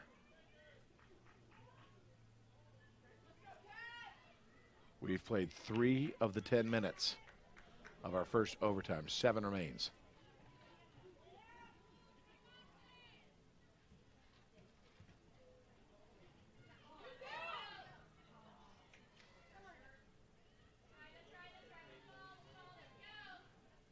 Taken away by Arteaga. Quick turn.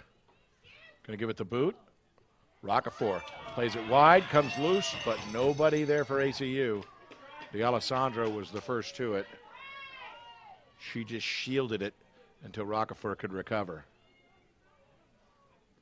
Not sure if that one was on or inside the post. Looked a little wide, but Rockefeller went ahead and gave it her best effort. Gadecki chasing. She gets into a nice little bump with Chantel Kinsey. Kinsey knocked it out, so D'Alessandro, let's see if she steps back. She does and does one of those long throw-ins trying to get it into the box. For number 17, Rachel Palais. Palais checks out for McNeese.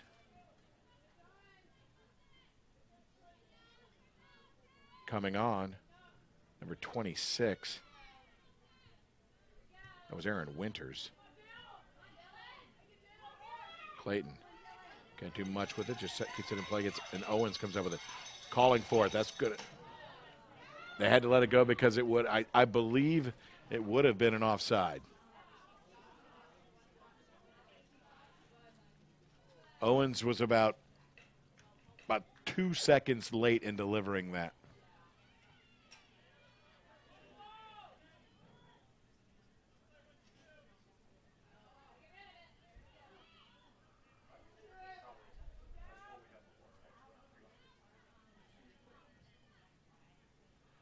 Looking to the middle. The McNeese Cowgirls now trying to capitalize. Under 5 minutes to go now. The big thing is you want to maintain your aggression, but you have to be really careful. Can't afford that big mistake, the one that you've so cautiously stayed away from throughout this entire match. Usually it's just like a bad clearance or something.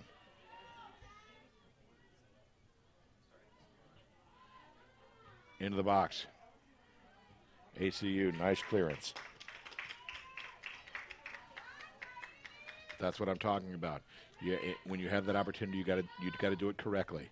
You don't clear that well, you pop one up, it redirects the wrong way off your foot. That can lead to an easy goal. Smith comes all the way out. In pursuit for McNeese was Anna Watson.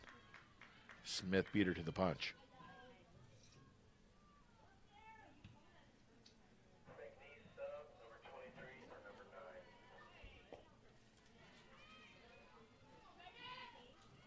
Bear with it. Drops it off to the middle. Couldn't catch up with it. Arteaga was streaking up the right side. Lenz could not catch it. Long ball into the box. Watson chasing again, but Smith is the first one to it.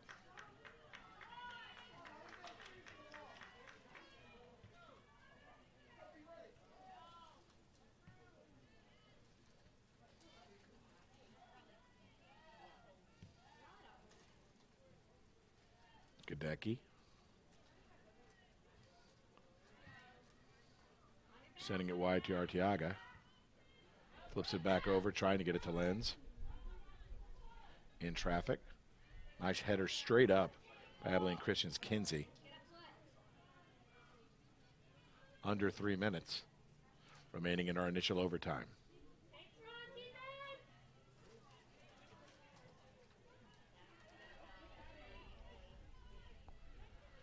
ACU makes the choice. Just put it over the sideline. Substitution coming on, number 23. Havana Johnson coming on for Dana Garcia. On for number 9, Dana Garcia. Additional substitutions. Ruelas is going to step off as number 24, Alexis Miller, comes back on. For Alexis Miller for number 18, Mariah Ruelas. McNeese, just a kind of half-hearted attempt to try and steer it towards the keeper. Not much on it. Smith was able to easily gather it along the end line. Arteaga lets that one go. She'll go up against D'Alessandro. D'Alessandro nicely sends it back over. Dylan Owens thought about it. A little tough clear for D'Alessandro, but got a little help from her friends. Arteaga, nice tip. Back and forth. Trying to get some space. They get it to Arteaga. She's probably the most creative. The left foot up. I tell you one thing, that was a great boot, though, from where she was at. It, again, rose and drifted on her a bit, but just showed that she just needed just a little bit of space to capitalize.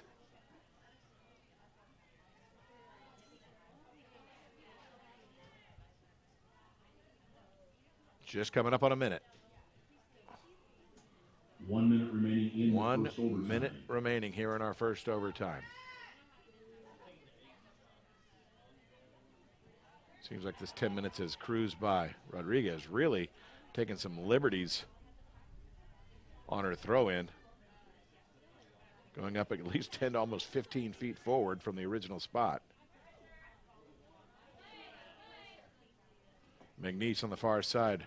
Rodriguez with 32 seconds remain. Gets it in. Misplay. Nice recovery. And ACU sends it out. Ball is out of play. Quick throw in. Rodriguez and headed out by ACU. 10. They need to send it up the field. Definitely don't send it backwards. 7, 6, 5. Don't need to make the big 4, mistake like 3, this. 2, Smith comes out. 1. For a moment, it got a That is little the scary end of the first overtime for ACU in those first final scores seconds. at 0. As Smith having to come out and make the play after the cross.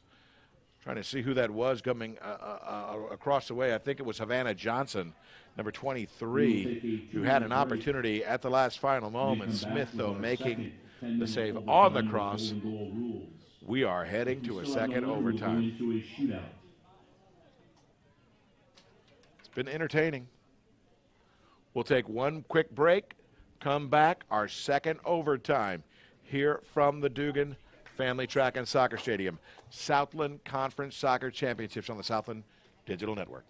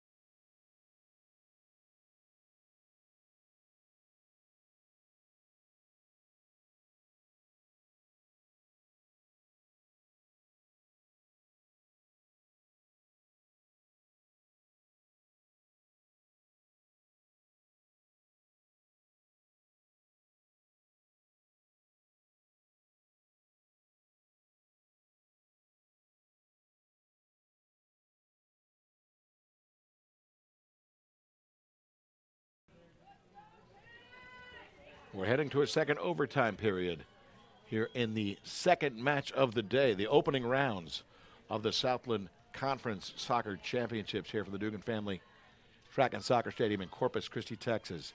Texas A&M University Corpus Christi, the host this year. The Islanders will take to the pitch later this evening at 8 o'clock as they are the 8th seed. They will play the number 1 seed, Lamar Cardinals. There's one match in between. Central Arkansas will be up first at approximately 5 o'clock as they try to knock off number 5 Houston Baptist. That is the third and fourth matches of the day. SFA has already advanced, winning the first match of the day 4-1 over Sam Houston State. The winner of this match will take on the Wildcats. McNeese sending it over. Quick sprint forward. Shea Johnson is going to have to send it wide. Arteaga on the far side.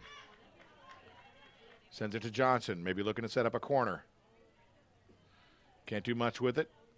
She just keeps it in play. Could not knock it off of the defender. McNeese takes over, calling for a long ball. And it is there for number 11, Nola Prickett. The defense converges to take it away.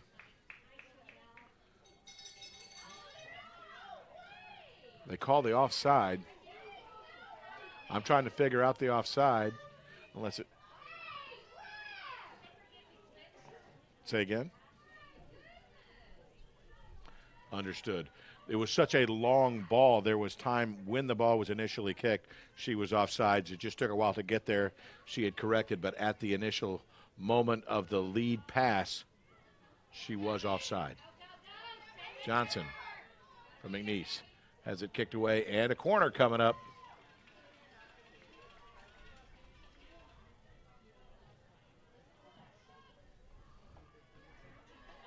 I think that was Katie Acosta.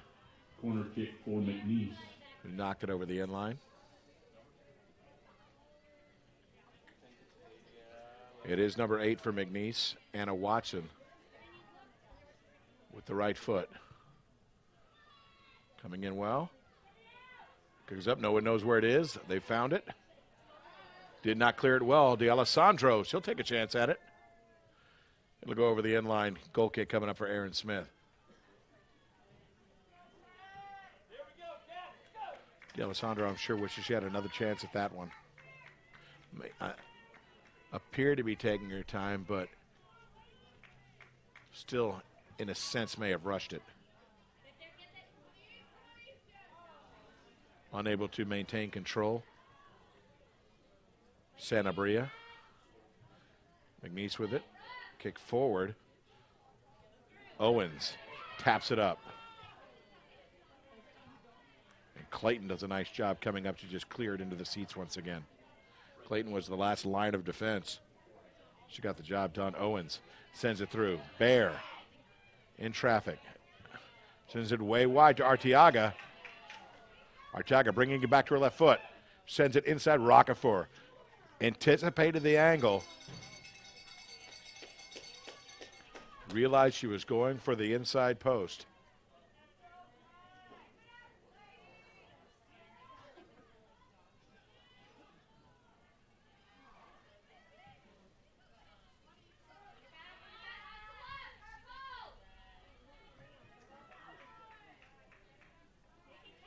Could not control it once again, ACU.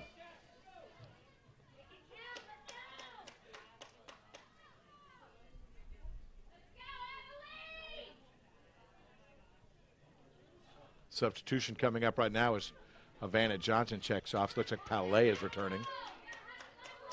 Yeah, Palais coming back on. Seems to.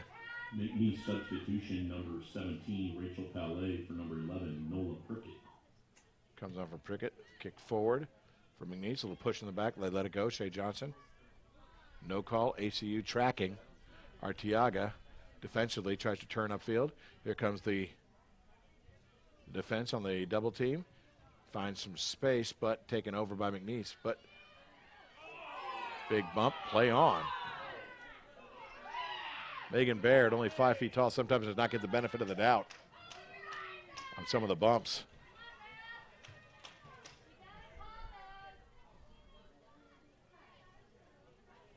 Rodriguez, long throw.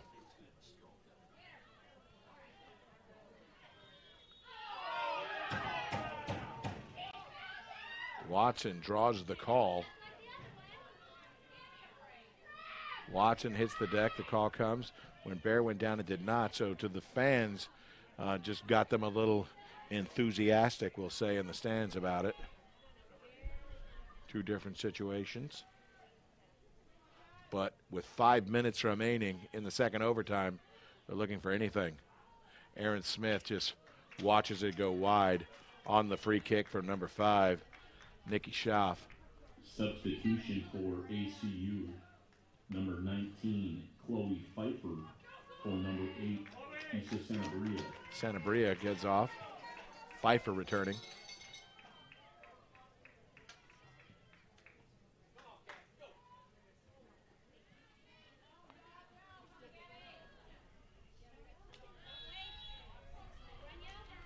They're going to call the foul, this time on Watson, as I believe Lenz was going up for the header, got knocked around just a bit.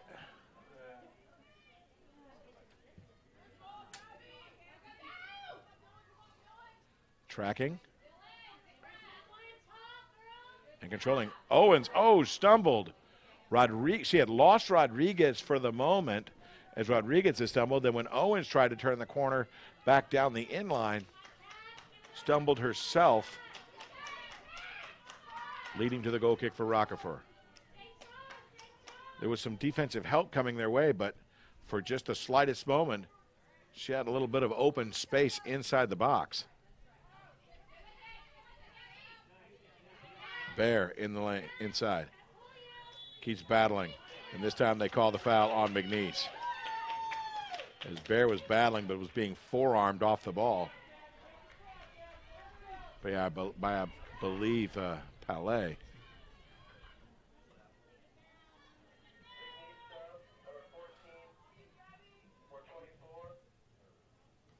Semanik sends it over.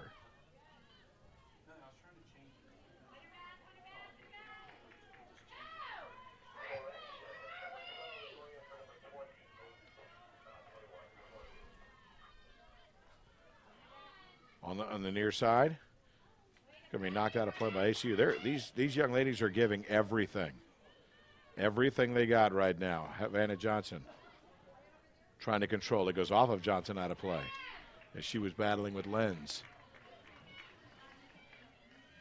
Semanik tries to throw to Bear, but again, 5 feet tall.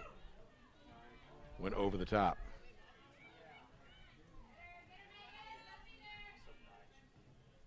Aaron Winters sends it over. Ball is kicked out of play by ACU. Substitutions coming up. Substitutions for McNeese. Number 14, Morgan Middleton. Middleton's going to come on. 24, Alexis Miller. Number 12, Middleton on for Miller. And for also going to be Maddie Neidig for number, I think, for 26, Winters.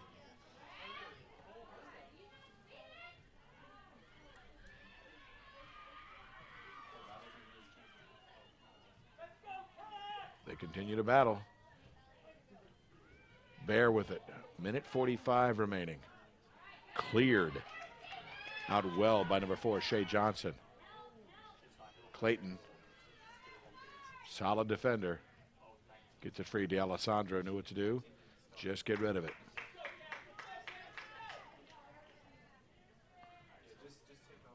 Owens taps it forward to Arteaga. Held briefly for a moment. No call. To the middle of the field. Lenz turns, chips it up. Rockefeller got her hands on it, knocked it forward, did not allow the momentum to pull the ball back. She tapped it forward, knowing she had no additional pressure coming on. Coming up on a minute to go in the second overtime. 1 minute remaining in overtime. Again, battling up the field. On the left foot. Did not get a good piece of it. Aaron Smith on top. Created an open angle, but could not get a good piece of it. Number 12, Maddie Neidig. Bear sends it forward to Arteaga. Look for her to bring it back to the middle. And now back to her right foot. She's down deep. Did a lot of work to get down that low, but then kind of misplayed it into the box, but ACU still in control. 9, 8. Once again, Arteaga had to go off the side of her foot. 5. That's going to be it. They're not going to get this one in time. 1. We'll take one more break. When we return, we're heading to a shootout. We'll tell you more about that when we come back after 2 overtime periods in the opening round of the Southland Conference Soccer Championships. 0-0. McNeese and Abilene Christian. Stay with us. More to come.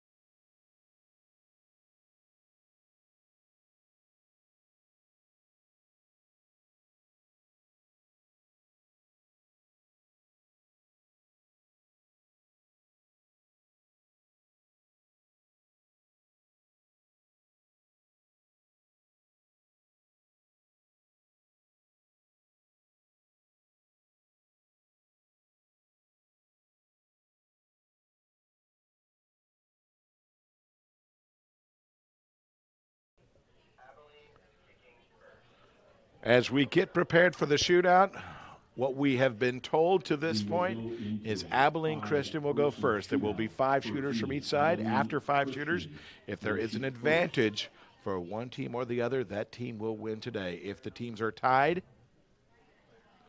at 2 goals, 3 goals, 5 goals apiece, then it's a sudden death scenario with the first to shoot. If that individual scores, of course, the opposing team will have the opportunity to match that.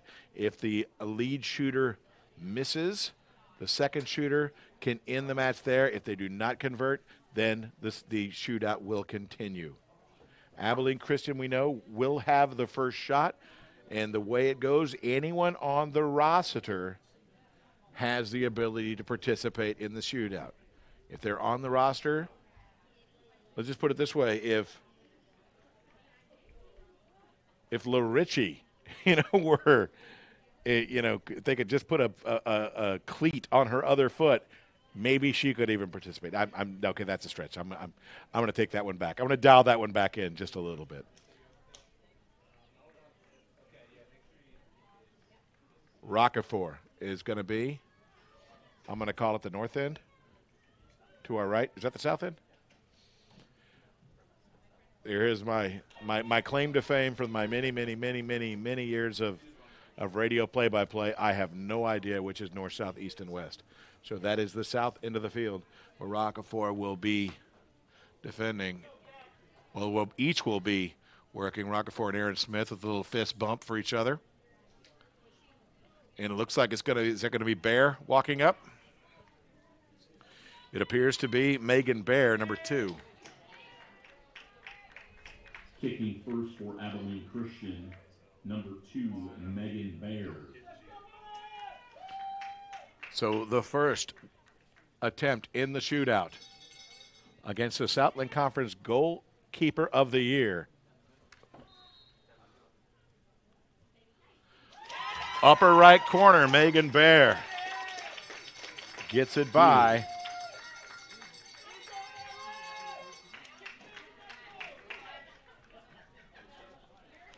If that's going to be 27, is that Clayton or is that Garcia? No, that is going to be the forward. The forward, Dana Garcia. Shooting for McNeese, number 9, Dana Garcia. Dana Garcia for McNeese.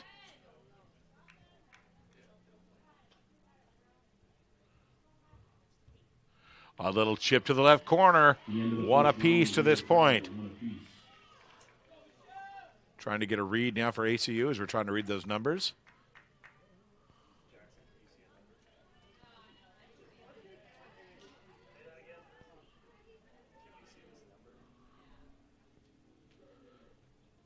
With the long ponytail, hard to read.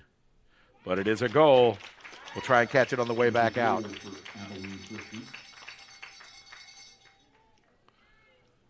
Palais,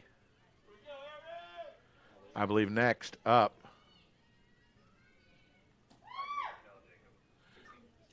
That was number 16 previously for Abilene Christian. That was Mulroney. 17, Rachel Palais.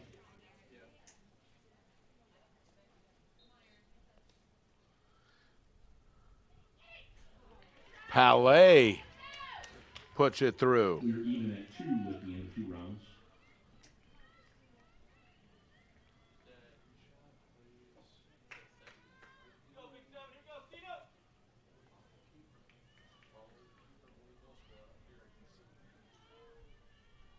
As they move forward, that's going to be Arteaga, number 7. Arteaga high to the left side.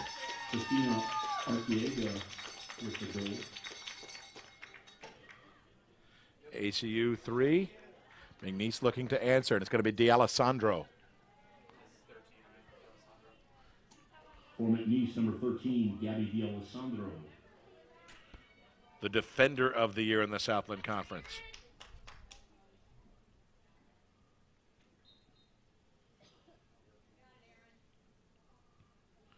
Just slow roller into the left corner. Held it as long as possible.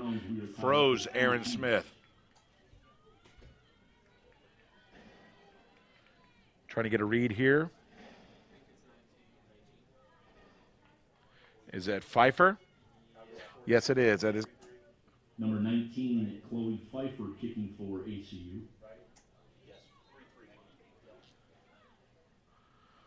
Pfeiffer had just fooled Rockefeller. Rockefeller committed right. Pfeiffer buries it.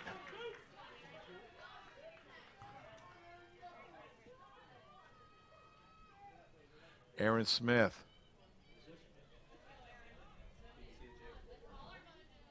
Looking one more time, trying to pick up a number.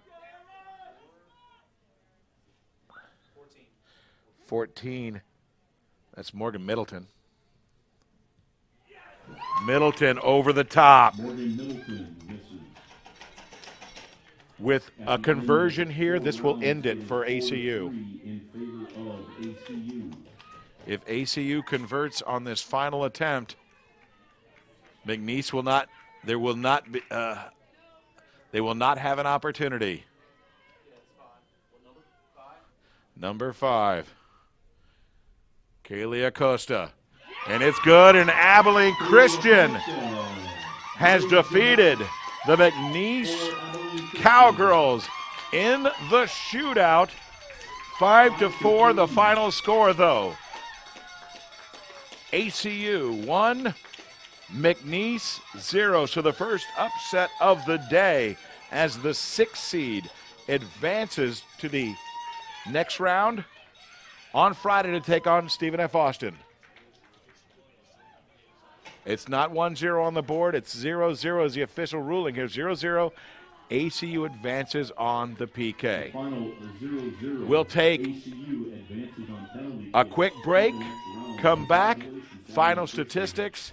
The Wildcats advance. Congratulations, ACU. Southland Conference Soccer on the Southland Digital Network. Stay with us, more to come. Featuring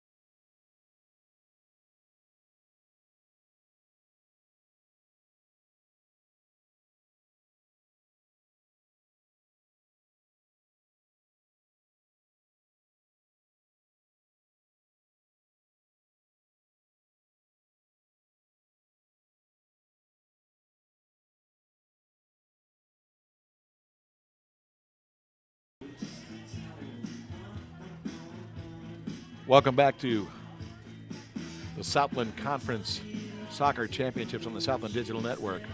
Coming to you from Corpus Christi, Texas, the Dugan Family Track and Soccer Stadium.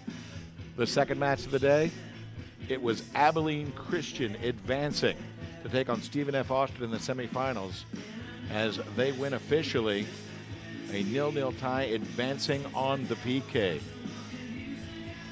Katie Acosta clinching it